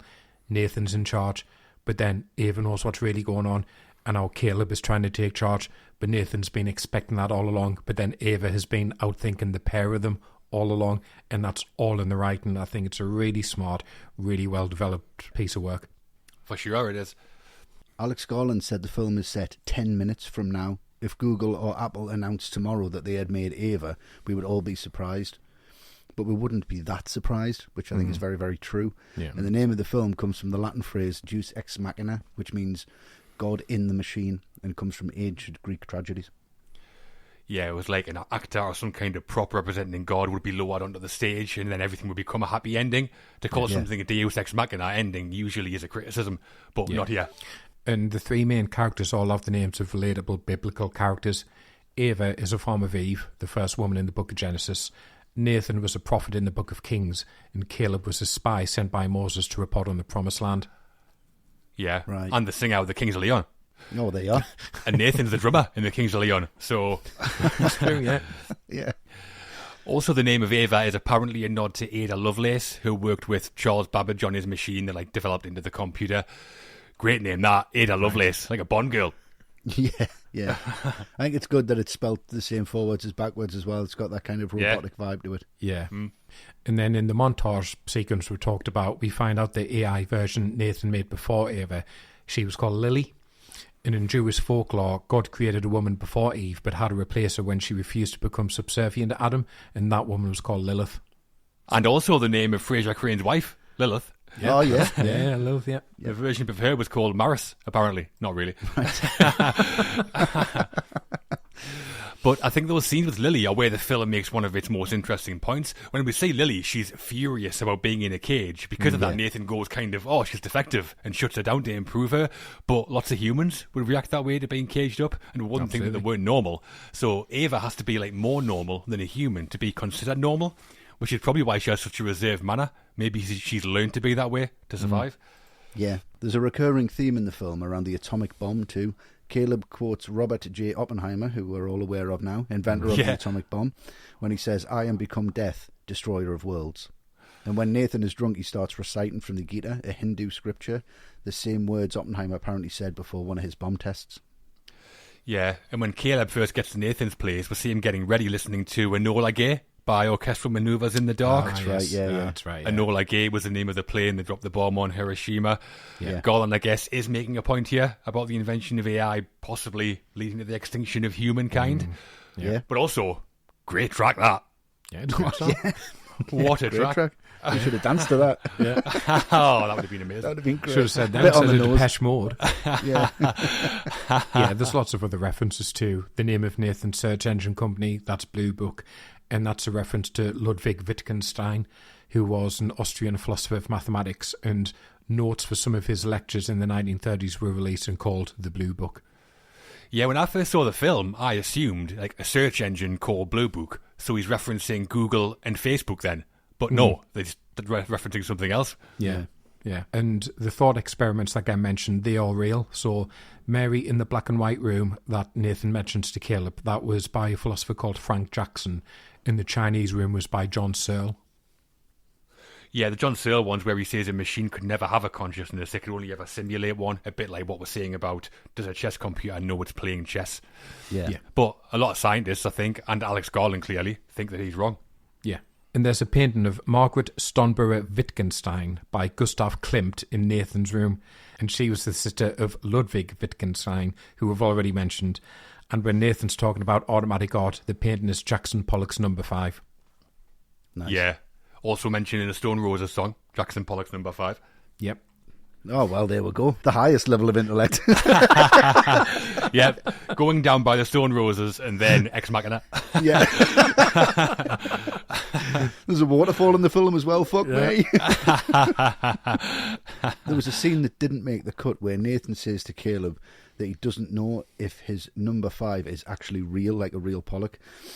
He said he bought the original by Pollock, made a replica, and then burnt one of them at random, which is just madness. I'm glad that got cut. Yeah, I know. I was furious when Warner's destroyed that Wile E. Coyote film. Never mind the Jackson Pollock. For his screenplay for Ex Machina, Alex Garland was nominated for an Oscar. Lost out to, you know who? Or the film, at least. Django Unchained. Is that similar time? A similar time, but I think it was a few years before. It was Josh Singer and Tom McCarthy for Spotlight. Oh, right, yeah. Oh, right, yeah. That's a fucking great script. Yeah, it is. The Academy's never been enamoured with science fiction, though, and for us, some great writing here from Alex Garland. Yeah, I think it says a lot more than just a science fiction film. Yeah, definitely. From the writing, we're moving to the music, and the composers on Ex Machina were writing duo Jeff Barrow and Ben Salisbury. Barrow was a founding member of British trip-hop outfit Portishead, and later formed the duo with Salisbury. This is their first feature credit. Nice. How'd they do, Matt? I think they do well, and I think this is one of those soundtracks where I think it's something that's underneath the film. It's not laid on top of it, you know what I mean?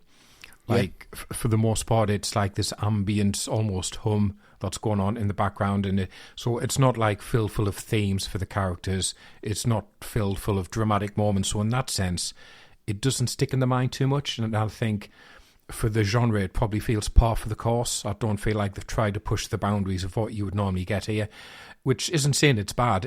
I'm just saying it's effective. And when it ramps up from that home into something else, like when Ava escapes or when Caleb has that paranoid freak out and it becomes this big kind of thrashy bit, it's great. And, not everything can be what Vangelis did for Blade Runner, so it absolutely gets the job done. I just don't really think it does much more than that. Yeah, I know Garland was familiar with Jeff Barrow and Ben Salisbury. He'd worked with them before, which is why he brought them onto Ex Machina. And I think it was a good choice because I think what they bring to it is really good. I mean, it's all electronic, obviously to reflect the digital kind of subject matter. Very minimalist, which reflects the low-key setting of the Turing test. And I think it's a pretty integral part of the tone and the feel that the film has. When you listen to a soundtrack album, you can almost always tell it's a soundtrack because it has a huge track list and is littered with like musical cues here and there, but that's not the case with this one. The soundtrack here plays like an electronic instrumental album. Yeah. And the Turing Test and Ava are the standout pieces for me, and probably the most recognisable. But the whole thing, for a first kind of foray into film for the two of them, is brilliant work, I think, from Barrow and Salisbury. And they've composed the music for everything Garland's done since, so he's clearly a big fan. Nice. And Westy, I believe you used to be in a band named after a Portishead song. I did, yeah. It's called Glory Box. Yeah. I remember. Yeah, but I was a big fan of Dummy. It's a great record. Oh, yeah. Great. But I can see why their influence would be on this film specifically and why they would be up for doing it. I think it's almost a step in the right direction and a very easy step, especially for Barrow to take. Going for the electronic and mixed with very organic sounds. There's lots of strings in there which make it feel like nature against technology, and then I think they use a lot of synths and a lot of pulses and a lot of technology to add to that, and it bounces where it needs to. I mean, the scene that we're talking about with Lily when she's going 6 out on the security footage, and that is booming. It's just hellish to listen to, and it just builds and ramps up and builds and builds and builds.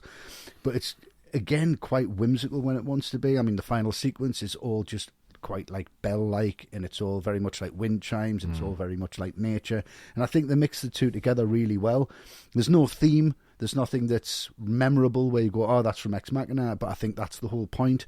I think we're getting more and more, the films that we've talked about recently have got that vibe to them where the soundtrack is more of a character, it's more of an emotion.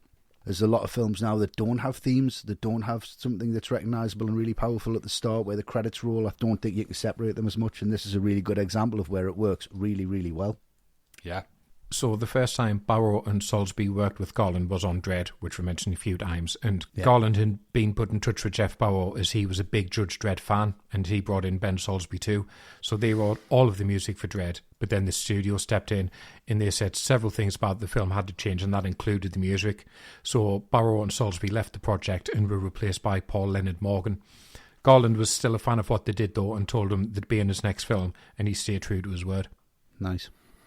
Yeah, Barrow and Salisbury retained the rights to their Dredd score, and they released it as an album called Drock, music inspired by Mega City 1. And it's really good. I think you like it, Westy. It is class. Yeah, I've heard it. Yeah. All right. Maybe name your next band after it. No, I'm long past that now. I go to bed at 8 o'clock, man. I'm not going to be gigging anytime soon. Yeah. The rock and roll days are done. Oh, all done. Cannot stand up longer than 20 minutes. Apparently there is a similarity between the Ex Machina piece Ava and the theme from Close Encounters. Barrow said if there is a similarity, it wasn't done intentionally, but some people online are sceptical. So, of course they are. That's the best thing to say, isn't it? Well, that wasn't intentional. Yeah. I mean, Close Encounters is aliens and Ava's a robot, so it is a bit similar, to be fair, but nothing too major, I don't think. No. Right. For their work on Ex Machina, Jeff Barrow and Ben Salisbury didn't feature at the Oscars. They did, though, win an Ivor Novello Award for Best Film Score. Oh, wow. And since Ex Machina, they've scored every Alex Garland project and several other movies and TV series, including, again, Black Mirror. Nice. Yeah, It all started on Ex Machina, though, and we think their work here is worthy of launching a career. definitely. Oh, yeah, absolutely. Very competent. A lot of impressive aspects about Ex Machina then, and we're not done yet. Anything but, as we taught the visuals on display in terms of cinematography and effects. Yeah. The director of photography was Rob Hardy, DPing his 13th feature, and the effects studio on the film was double negative. So, which are you going to talk about, Westy? Well, I mean, I think I'm going to talk about Rob Hardy, if that's all right. Obviously. Yeah, I mean, it's just some really, really great work here.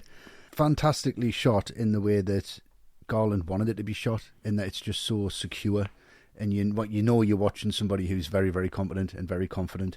And I think there's just a really nice mix of lighting and character, and it's not overdone, it's not overly flashy. There's not these elements to it where you go, oh, there's the cinematography. It's ignorable. It's the same as the score. It all just mixes together. And I think it's a lot to do with the production design. Like I said, I mean, they had 6 weeks to shoot this. So they made all of the lights practical in the set. You can see everything. They're all on dimmers. So as they're moving through, they can make it lighter or darker or whatever. And he's got full control over that. So that just gives them time. And they can do, multiple setups a day. I think they're doing like 25 setups a day. And they're just kind of like blasting through it. And all of the shots except 2 of them, this is going to be really boring, but I'm just getting it out of my system. So all the shots except 2 of them are shot at 2.8, which is wide open on the lens, which blurs the background basically, which just shows the detail and gives the audience something to target on and something to look at. And that's hard to do, to shoot it that wide open. But he did choose the Sony F65, which has shot this on, which is a digital camera. Now at the time was super clean. So what he did was he got Cooke lenses. He got the Cooke Excel Express. So they were 1930s lenses that were rehoused in the 80s to be made anamorphic, because they were 1930s spherical lenses. So that gives it like a filmic look. It gives it a softer look. It kind of blurs the edges a little bit and makes things look a little bit weird. So stuff's not exactly super sharp.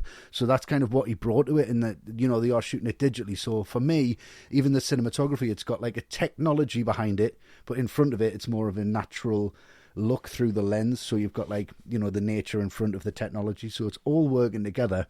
And it's all hand in hand, so it just shows that everyone's on the same page, and I think that works through and through. Yeah, it does. Great.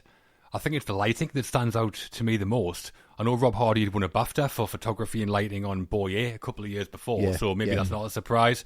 But, I mean, any shot of Ava in silhouette, and there's a few, they're great. I know that Rob Hardy wanted to avoid fluorescence because he thought it was like a sci-fi cliche, so he had them build the lights into the set of Ava's like room, so everything's sort of lit from within the frame, which is quite a cool way of doing it. Superb lighting, but like we mentioned, I do wish there was a bit more dynamism in the camera movements, to be honest. It feels quite detached and subtle, which is intentional, I think, but maybe echoes what's on screen a bit too much. Yeah, it's very safe, isn't it? You know what you're going to see from each frame. There's nothing like, wow, I didn't expect to see that. And it's all tungsten lit as well, so it's got gels on it. So he's lit it like he was shooting it on film. So it is very much him going, right, I can do this in 6 weeks. I'm not taking any chances. Yeah, exactly, yeah. I mean, I'm not expecting like a Sergio Leone crash zoom into Ava or anything. That would be mental. But, I don't know, maybe make the camera moves more organic and natural as Ava develops. Every time she says lie, it's just a crash zoom to her face. Lie. Lie on the screen. Like a Tarantino. So yeah, it is very well shot, obviously, but the lighting is where I noticed Ex Machina the most, I think. Yeah, this was the first time that Rob Hardy had worked with Alex Garland. Garland had seen Red Riding in 1974, a TV movie Hardy had shot, and hired him purely because of that. Well, he said they took inspiration from Kazimir Malevich, a Russian artist, and Saul Leiter, an American photographer and painter. Saul Leiter's work is absolutely fucking amazing. Oh, it's absolutely awesome. He plays around with focus quite a lot, doesn't he? You can see that. Yeah. If you look at his stuff, you can see the influence instantly that it's had on Ex Machina. Yeah. And Kazimir Malevich was known for, like, avant-garde, abstract art, so it's out there. Yeah, I'm going to talk about the visual effects because I think this is where the money has been spent, hasn't it? Like, yes. Yeah. Like, it wasn't on lights. No, it wasn't on lights. Because it doesn't matter how good Vikander is, if Ava doesn't work as a concept and doesn't look great, then the film is dead. But every penny has been so well spent and she does look incredible. The effects work is seamless. The way her face just blends into the robotic structure that she actually is. That's incredible. And what I love about it, though, is it's futuristic, but it's not too futuristic.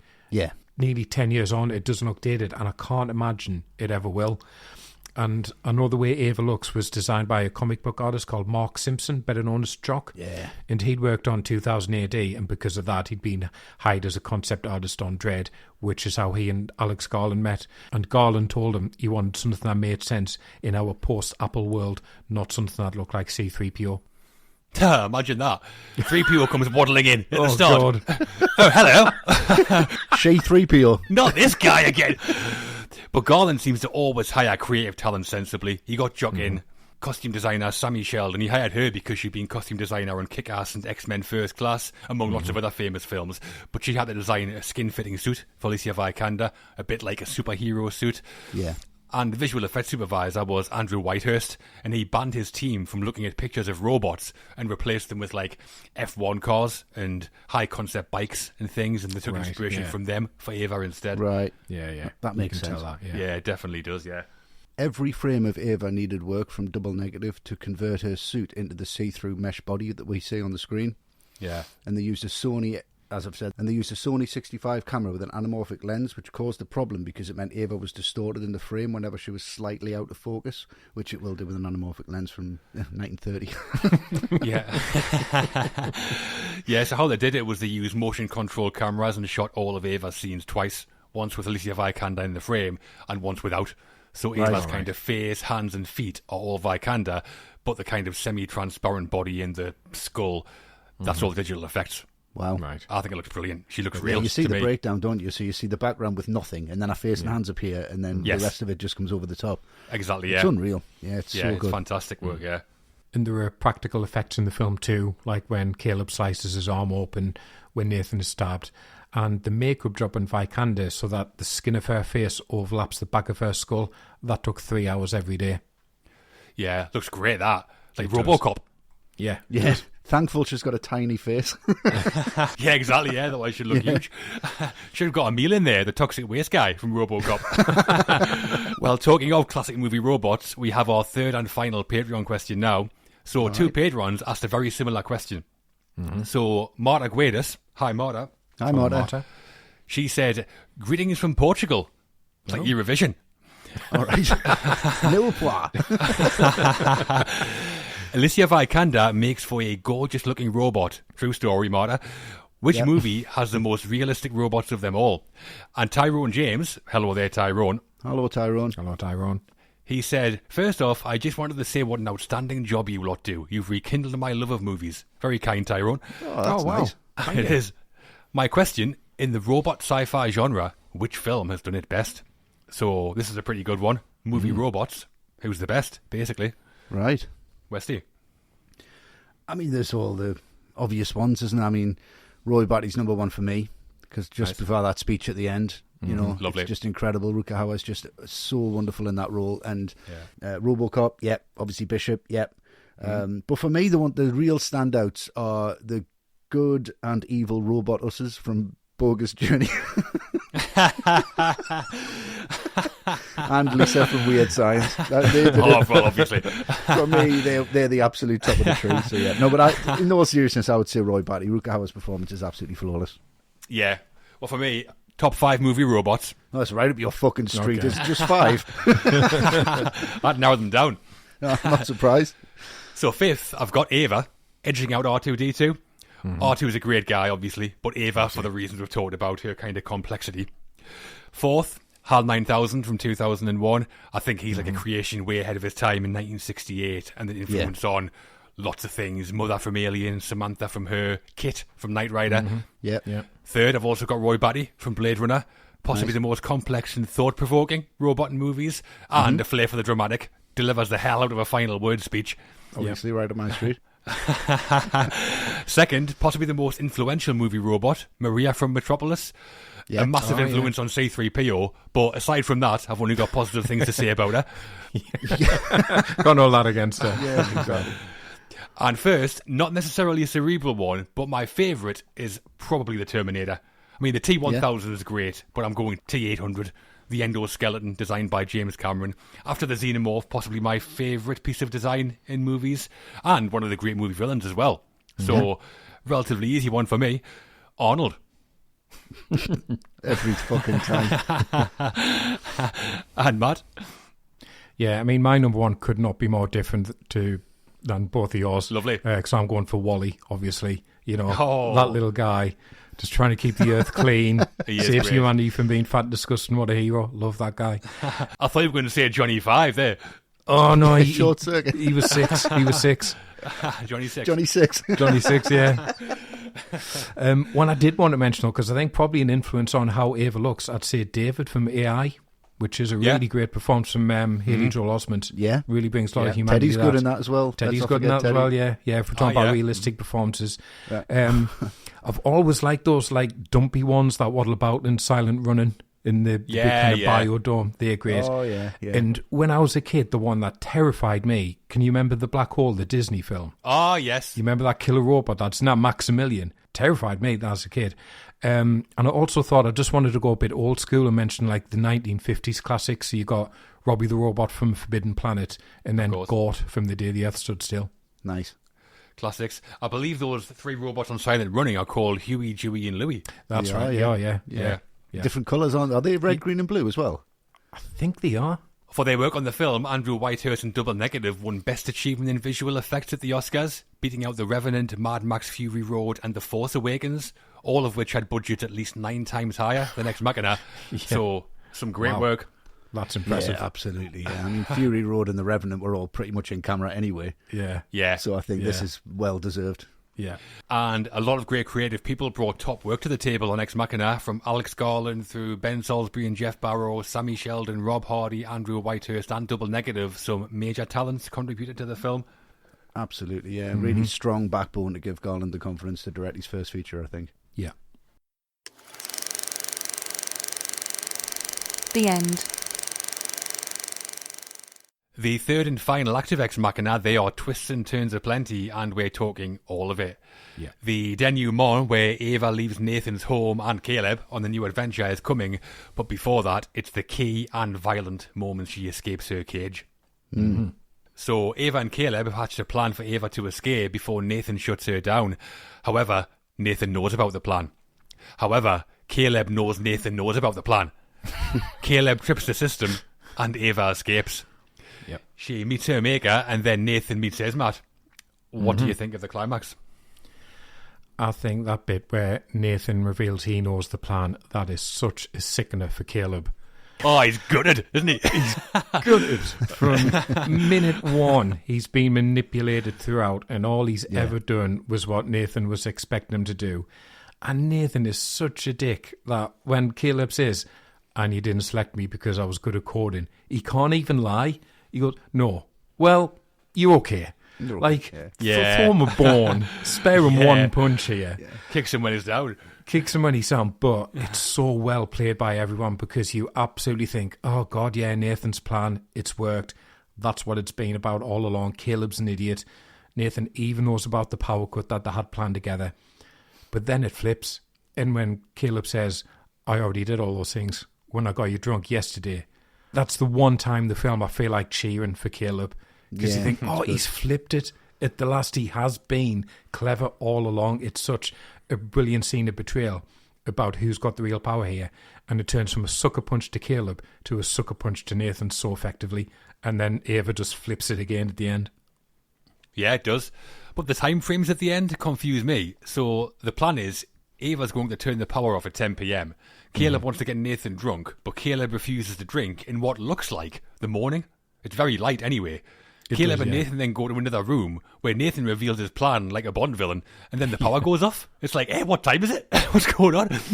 But that aside, I like the way it plays out a lot. The power switch from Caleb, who has a plan, to Nathan, who's rumbled him, back to Caleb, who figured out Nathan was watching. That's all really good. It's great that Caleb finally manages to outfox Nathan. Otherwise, he would have been worse than useless for the whole film. And really creepy, but interesting when Caleb says, did you design Ava's face based on my pornography profile? I mean, I'm glad he said face and not body. Oh, that would have been really weird. I mean, we're obviously focused on the AI aspect, but manipulation's definitely a theme in the writing too. 3 very different personalities in Nathan, Caleb and Ava, and the thing they all do is manipulate. Nathan manipulates Caleb in taking part in the Turing test. Caleb manipulates Nathan when he turns the tables, and Ava manipulates Caleb to escape. I think that's why we get the title Ava Session 7, even though this test isn't taking place anymore. It's kind of her final test. And she passes. And soft as Claude, Caleb, isn't he? One punch and it's good night Vienna. Out like a light. He's rubbish, he is rubbish. So the bit I'll talk about is when Ava finally kills Nathan. Or does she, really? Oh, yeah, we'll go. Oh, yeah. We're talking about it not being sexual, but I mean, this is the part where it is. It's the penetration. It kind of is, It's really slow, isn't it? Yeah. It is, yeah. There's that kind of disbelief. I mean, the effects work here when she dives on him and wrestling with him is fantastic. You just because it's brightly lit, you see everything. Yeah. And the really interesting thing for me here is it's not necessarily Ava who initiates the killing, it's Kyoko. She's behind him. And what happens is he's leaving Ava away and he goes on. Kyoko's holding the knife and he kills himself. He backs onto the knife. She doesn't stab him. She doesn't push it forward. She just holds it. So to me, it's like his own invention's killing him. His own arrogance that he's turned his back on his invention is his downfall. Yeah. Ava, however, has been programmed to a higher level, so she can go through with it. She can thrust forward. She can make the decision. And it's all part of that consciousness of how more advanced she is. And she manipulates Kyoko to do that. She just says, basically, stand there and hold the knife. I'll do the rest. And he backs onto it. So she finishes him off. And I think it's just really, really brilliant. And it's just his emotion there where he's like, fucking unreal. Yeah. He doesn't believe it's happening. And he's even at that point when he's walking off, he's like, I can't believe it. It's backfired. Shit. Yeah. But if Kyoko hadn't stabbed him in the first place, I don't think Ava would have got the better of him. Well, Ava whispers something in Kyoko's ear, doesn't she? I'm assuming it's what she says to her that makes her stab him. Apparently, it's just like a change of program, just to show that Ava's more advanced. And I think as a screenwriter, Alex Garland understands the process, and he says you've got to respect the first draft, otherwise he's going to come back and stab you in the back. Yeah. I think that's maybe the point he's trying to get to here, but it's very clever, very good. Effects works wonderful, and yeah, even still from Isaac, I'm sorry to see him go, to be fair, and I think he's surprised as much as we are. Yeah, when Ava says, if I go back to my room, are you ever going to let me out? And Nathan says yes. I mean, we already know that Ava's like a lie detector, but you don't need artificial intelligence to spot that fib. He's like, yes, I am. Yeah, I'm Ron Burgundy. But how it all comes together, I think, is really smart. Like I say, I don't think Garland's here to make a judgment on whether AI will be a good or a bad thing if and when it comes. We'll see that in Ava. She kills Nathan, like the worst thing a human can do, take the life of another, but he's locked her up and threatened to shut her off, like kill her. If a human killed someone who did that, would surely say it was justified. I think I certainly would, anyway. Yeah. But imagine this in real life. Mark Zuckerberg found murder in his mansion. Comes out he invented an AI that killed him and is now out there in the world somewhere. Mental. You have to get Deckard in. Get the Blade Runner. Also, you mentioned it, Westy. I've no idea if it's supposed to be funny, but I always laugh after Nathan's been stabbed and he's just like, fucking unreal to himself. I want my last lines to be fucking unreal or watch this.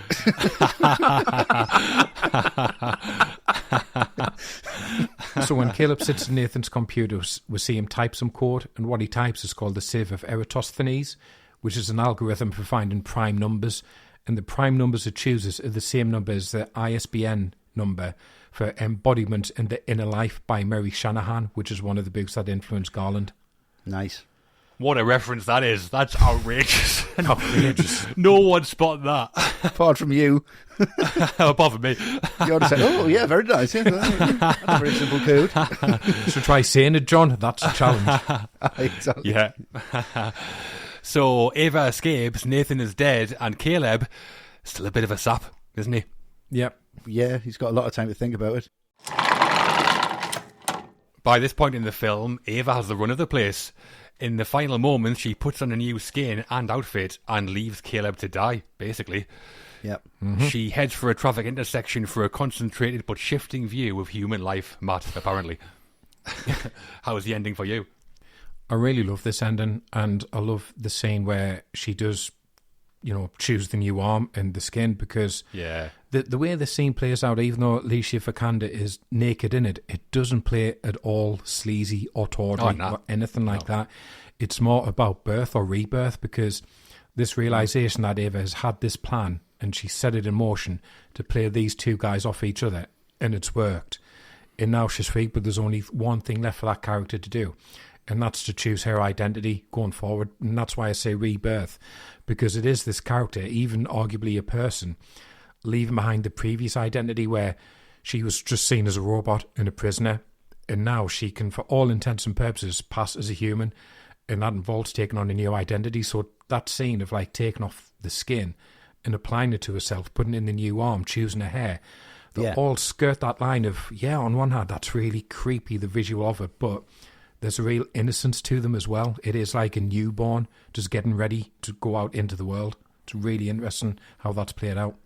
One thing I noticed on the skin as well, I don't know if you guys have seen this, I don't know if it's just my copy of the DVD or what, but on her shoulder, when you see her, and it goes from like just a head and shoulder shot, there's kind of like this digital banding on her skin, as if it's kind of like being pushed on, and it's just coming into the mesh, and then the banding just really subtly disappears and blends in. Oh, right, yeah. Right, Have you noticed that? Yeah. I was like, that's such a fucking lovely touch to see that it's all just meshing in and like it becomes one. Like it doesn't fit her at first and then it just blends in. Yeah. Such a lovely touch, that. Yeah, it is, yeah. I love that shot at the start of Caleb when he's locked out the computers and the screens around him all say rejected. Rejected in every way for poor Caleb. And at the end, Ava basically leaves Caleb for dead. I mean, not much empathy there, which might make you think it's because she's a machine. But for me, why would you have any? Why would you trust or like any human? Because of how Ava's been brought into the world, her view of the world is totally messed up. Yeah. Throughout the end, I kind of find myself constantly thinking, how would I judge Ava's behaviour if she was a human? Which I think is at least partly what Garland's going for, which is really smart. And I think I'd forgive all of it, just about, to be honest, because she's been caged up. And if there was any doubt, there's a moment here that I think says Ava definitely has consciousness. When she goes to walk up the stairs in the apartment, she turns round and smiles. Smiles. When she's not being watched. Yeah. Exactly. She's by herself, so it's not an act. It's a real smile. Maybe the only real emotion we see from Ava in the whole film. She does glance over to Caleb as well as the lift door shot. That's a strange one as well, Yeah. But she spent the whole film comparing him to Nathan, convincing herself that he's a bad person. She asks him if he's a good person. Yeah. And then he goes, "Come and stop the test." You know, as she says, "Are you a good person?" So she's kind of just backing up that decision because she knows what has to happen. Well, exactly. Nathan's the only human she's ever met. So she has no idea what humans are like, really. Just one person. I've got a little bit here that's going to make you love this film even more than you love it. Here we go. I saw it and I was like, oh, fuck, if that's like intentional, which I hope it is, and I think it is, and it is for me anyway, because it's on the screen. So if you want to take it like this, you can. If you want to run with it, it's all yours. If you don't like it, tell us to fuck off. Whatever. So she mirrors Caleb arriving. That's all fair and good. She walks through the forest, and that's all fair and good. She's at one with nature. She gets into the helicopter, which people go, well, how does that guy know who he's picking up and who he's dropping off? He doesn't give a fuck. He's not told anything. There's this beautiful shot where it's inverted, and you've got shadows. Right? And the shadows of people are walking backwards and forwards. Oh, yeah. And then you've got Ava's shadow that just is cast straight along the whole frame. Yep. Look at the frame, and the frame is put there like a chessboard. It's got all the squares of a chessboard. And her shadow, if you invert and shoot upside down and invert a chessboard, her shadow is cast exactly where the queen would be. Right. Which means that she can go anywhere that she wants on that chessboard. So she's now free to go anywhere that she wants in the world. Lovely. Which also backs up, how does a chess computer know it's playing chess or doesn't know it's playing chess? So it backs up that argument from the start. So that is one of the final images for me. I just go, well, I love this film even more. So I hope that's intentional because it's so fucking good. It's a great shot. That's cool as fuck, isn't it? It's that's cool amazing, as fuck. That. It's like, brilliant. That's really good. Yeah. I mean, I like Ava, and I hope she's all right. I'm sure she's fine, John. Really worried about her. She's married to Fassbender. She's fucking sound. But that moment that people talk about where Ava glances at Caleb as the lift doors close, you mentioned it, Westy. For me, I think the point about that is that we don't know why she looks at him. She's complex. She's a person. If a human looked at you in that situation, you wouldn't know what it meant, really, and we don't know here. And I think that's what it's all about. Yeah. And the final shot where Ava kind of vanishes into the crowd of people. Yeah. I always take that kind of thing as the film's way of telling us the rest of Ava's story, in that there isn't one, really, or not an interesting one. She kind of fades into the background and just goes and lives her life. Yeah, she ends the film as a reflection, the same as everybody else, so she blends in with everyone else. She doesn't stand out. She's behind the glass. Exactly. Where she's always, she's on the opposite side of the glass, really. So she is free and where she needs to be, and then disappears into the crowd, which is a perfect way to end it. It is. And then you get Husbands by Savages on the credits, which is a very strange choice, but a fucking excellent song. And there was a scene shot for the final moments of the film that Garland ended up removing, and it's after we see Ava walk up to the helicopter pilot, there was going to be a shot from her POV, which is where we would see the world how Ava sees it. And the idea was that the pilot's face is all pulses and sound waves coming out, which is how she reads the world. Nice. Wow. Yeah, so she doesn't perceive sound how we do. Not sure why it was cut. I would hazard a guess about budget maybe or something, as the budget was far from massive. But shame as it sounds pretty cool. It does. Yeah. And that's the end of Ex Machina. Some plot twists, a murder, and Ava escapes into the big wide world. I think we all seem to find it pretty satisfying. Yes. Really satisfying, yeah. It If is, Caleb was also AI and it had been built all the way through, and yeah, that would have done it for me. But I'm quite happy with how it sits. That's fine. Reception and awards. So following all of that, Ex Machina premiered at the BFI South Bank in December 2014 and then rolled out across Europe and the US in the following months. Yep. Actually, I say that, but even though it stars a Swedish actress in one of the leads, Ex Machina was never released in Swedish cinemas. Apparently the consensus from the screeners was that it wasn't very good. So, just didn't play it, yeah. Who decides that? Not very good. Would never get anything released if that was like how it worked over here. I know. Yeah, imagine. Everywhere else, though, how was it received? Well, our very own stats robot, Ex Machina, if you like, is here to tell us. Fucking yes. Go for it, Matt. Yep. So on a budget of $15 million, Ex Machina grossed $37.3 million in total, which isn't shabby. And then at the Oscars, as we've said, Garland was nominated for Best Original Screenplay, and the film won for Best Visual Effects. Yeah, Nice. did okay. And moving on to the critics, Roger Ebert had sadly passed away before the film came out, but writing on RogerEbert.com, Matt Zoller Seitz gave it the entire 4 stars out of 4, and he said, "This is a classic nerd fantasy, and there is a sense in which Ex Machina might be described as Stanley Kubrick's weird science."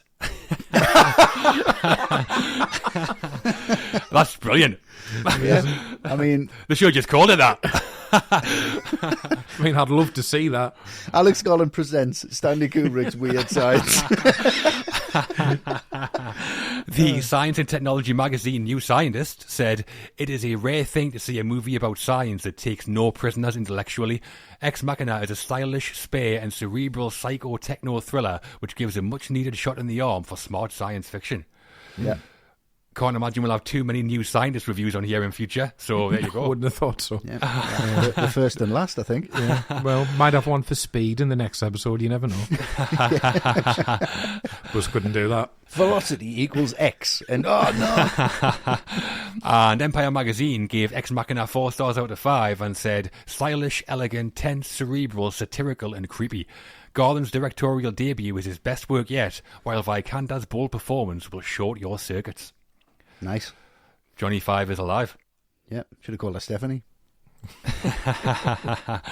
And today on Rotten Tomatoes, Ex Machina has a critics' approval rating of 92% and an audience approval rating of 86%. And on IMDb, it has 7.7 out of 10, which leaves it just short of the IMDb top 250. Huge scores on Rotten Tomatoes there. Yeah, Huge. massive. Love Big, it. yeah. Also, a final little story which I think is quite good. Okay. When Ex Machina was shown at South by Southwest Film Festival in Texas, A24, like their marketing team, came up with a pretty novel way to promote the film. So they set up an account on Tinder called Ava that used images of Alicia Vikander. Popular. Wow. That How must many have been people popular. swiped for that, do you think? And then they had this bot that would just chat to random guys before directing them to the Ex Machina Instagram account, which is at Meet Ava. Amazing. It's not even got 2,000 followers, that Instagram account, so I'm not sure how successful it was, but there must have been lots of disappointed young fellas out there. Oh, And That's be why good it wasn't at- successful. You'd be good at... Cracking one off to Instagram. Look who I've matched with. No, sorry. So, Ex Machina did well in its release, didn't set the world alight at the box office, but well received critically and by awards bodies, and if you want more Ava, get yourself off the Tinder.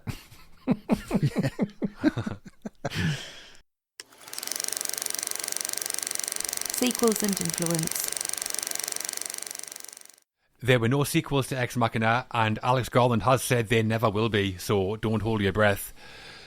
I mean, I guess narratively there could have been one, Ava out in the world. Would you like to have seen that? I don't think I would like to No. have seen a full film. I'd like to see her pop up in like 28 years later, just in the background. Yeah, that would be cool, yeah. Just walking around. Coming in just- like Arnie, blowing the infected away. Coming in with Arnie. Yeah. That would be good though, like kind of just making it all in the same universe, I guess. But I Yeah. don't know. No, I wouldn't like to see a standalone. I think No. it says everything it wants to say, Yeah, and it leaves it does. it to the viewer, which is the best way to end it. What about the legacy of this film, though? Does Ex Machina have a legacy, Matt? I think it feels to me this is a film that is still waiting to be discovered by a lot of people. And, you know, I said at the top, I thought this was a left field choice for a classic episode. So it obviously has its fans to win the vote. But just in general, I don't know if it's cut through the popular culture in that way. And I think it does get swallowed up a bit by Black Mirror being around it. I think probably the most identifiable influence I've seen is a film from last year, The Creator, which I felt was Yeah. very visually similar to this in a lot of ways. But other than that, I think it's film waiting to be discovered by a lot more people, I think. Yeah, it is. I think it's aged very well. In terms of like Yes. the visual effects from Double Negative, Ava still looks great. She still feels like, if and when true AI appears, a possible scenario of what it could be like. And also it's aged well in the themes it explores. If anything, a deep exploration of artificial intelligence and its kind of ramifications, that's more relevant now than it was then. It To is, the point where I think if Ex Machina was released today, I wonder if it might have done better at the box office, maybe. Yeah. I think even if it was re-released today, I think a lot of people would go and watch it again. I think you're right, yeah, I think they would. I mean, on its true legacy, time will tell. I mean, when you look at like 2001, the amount of times I've heard real-life physicists or futurists saying it was that film that made them want to be a scientist. Yeah. Who knows, maybe the genius who eventually creates an artificial intelligence, Miles Dyson, I think he's called, maybe they'll say it all started with Ex Machina. And Tinder. And, Tinder, yeah. I'm actually going to date her. I'm going to make this a reality. Yeah. If so, then that'll be some legacy Alex Garland has. Yeah, definitely. Or if it is Miles Dyson, he'll have a lot to answer for. Exactly. We'll see. We'll turn Alex Garland almost into a god. But I didn't really say that. And Westy? Yeah, I mean, it's very influential, isn't it, in the way that it looks. And I think the main thing that you get from this is TV series. I know this was influenced quite a lot by Breaking Bad, and it was influenced a lot by Taxi Driver in the way that it's just two people having a conversation. TV shows like Westworld, we've mentioned that. I think that it was a massive push for that to come out, and you know, from the set design and everything else. I think definitely has a look, and there is this element of science fiction coming back, like Matt said, with The Creator. I think there is going to be a new wave of panic, because that's the best form of science fiction that comes from panic of the future. Oh my God, there's new technology, what's going to happen? You know, and I think a lot of people are plugging into AI, and a lot of people hadn't heard of it, and a lot of people are seeing it now in their everyday life, and they're thinking, holy shit, this is terrifying. And people are going to cotton onto that and make something that's, you know, even more relevant than this is. So yeah, no Ex Machina sequels, but in catapulting Alex Garland's career, earning a reputation as a cult classic, and foreshadowing the rise of AI, I think it could be around for some time to come. Yes, definitely. People will find this film, I think. They'll have to fly for 2 hours, but they'll find it. All the right movies ranking. And we've been all the way through Ex Machina. We're not done yet, though. Oh no, it's time to give our summaries and scores for the film. Oh yeah, the bit everyone's bated breath, that everyone's waiting for. This is the real Turing test. Well, Westy, you want to go first? Your rating out of 10 for Ex Machina, please. Yes, I will go first. Yeah, I mean, we've covered all the bases, and I think people will know kind of my view on this now. It's a very accomplished film. It's very watchable. It's very competent. It's very clever. It's very intelligent. There's a lot to it, but I really wish there'd been more to it. I just don't feel like I've been through the ringer enough. I don't feel emotional enough on the beats that it's supposed to be. I don't feel like I've been on a journey. I feel like I've watched something that's been on the page and it's been put very well on the screen, and I've had to look for deeper meaning to get something more from it, which is there, and that's fine, but I would rather that was fed to us a little bit more, with a little bit more to chew on, a little bit more to talk about, a little bit more to get excited about. It is exactly what it is, and it doesn't disappoint, but for me, I just wish it was that little bit more. So I'm going to give it an 8 out of 10. Well, like I said right at the top, the subject matter of the film, AI, means my interest was piqued before I knew who was in it or anything about the narrative. So really all Alex Garland could do was kind of screw things up. From that point, he's got my attention immediately at start. And maybe the biggest compliment I can give is to say he keeps my attention for the full 1 hour 50 minutes. It's mostly in the writing. The level of research is as high as you're likely to see in a science fiction film. Philosophers, artists, scientists. Garland gets the takes from everyone and his dog and puts it in his script. He casts very well. Oscar Isaac and Alicia Vikander are especially brilliant. Ava is one of the great movie robots, and Double Negative played a major role in that too, and the effect work is timeless. The film isn't as perfect as Ava, though. While he's not bad by any means, I do think Domhnall Gleeson is kind of outshone by Isaac and Vikander, and Garland's direction doesn't interest me half as much as his writing does. But definitely one of my favourite films this century, the best cerebral AI film to come from Hollywood probably since Blade Runner, and for me it gets a 9 out of 10. Okay, understandable. And Matt, to finish us off, your summary and score for Ex Machina, please. Yeah. It's a really, really interesting film, and it does what good sci-fi should do, which is put forward questions about the future and where we headed, and is it a good thing, what we're doing with technology. And it does so in a way that still feels fresh and relevant, and you've got to give it kudos for that. I think so many sci-fi films can be dated within 2 or 3 years and a bit laughable. This isn't. And I think Garland asked that question extremely effectively within the parameters that he's created for himself. And then within that, you've got 2 really great performances. And like you, John, not massively fussed on Gleeson. I think he's good, but he just can't compare to Isaac and Vikander. So Ex Machina, it falls into that territory where there's not that much fault I can find with it, but how much do I love it? And it's definitely not the type of film where we've talked about this before, where you get in from the pub, you've got a pizza, you've got a couple of cans, what are you going to stick on? You're probably not going to stick on Ex Machina. And it is a film I would recommend to people, but it's not one I watch that often myself. It doesn't have that kind of value to me. So within the genre as well, does it reinvent it? Does it set a new standard? No. I think it does have these boundaries, and it works exceptionally well within them, but it doesn't change them all the same. So it's very accomplished, so it's an 8.5. Well, now it's time for the place in urgent need of a Turing test feature, Twitter, now known as X.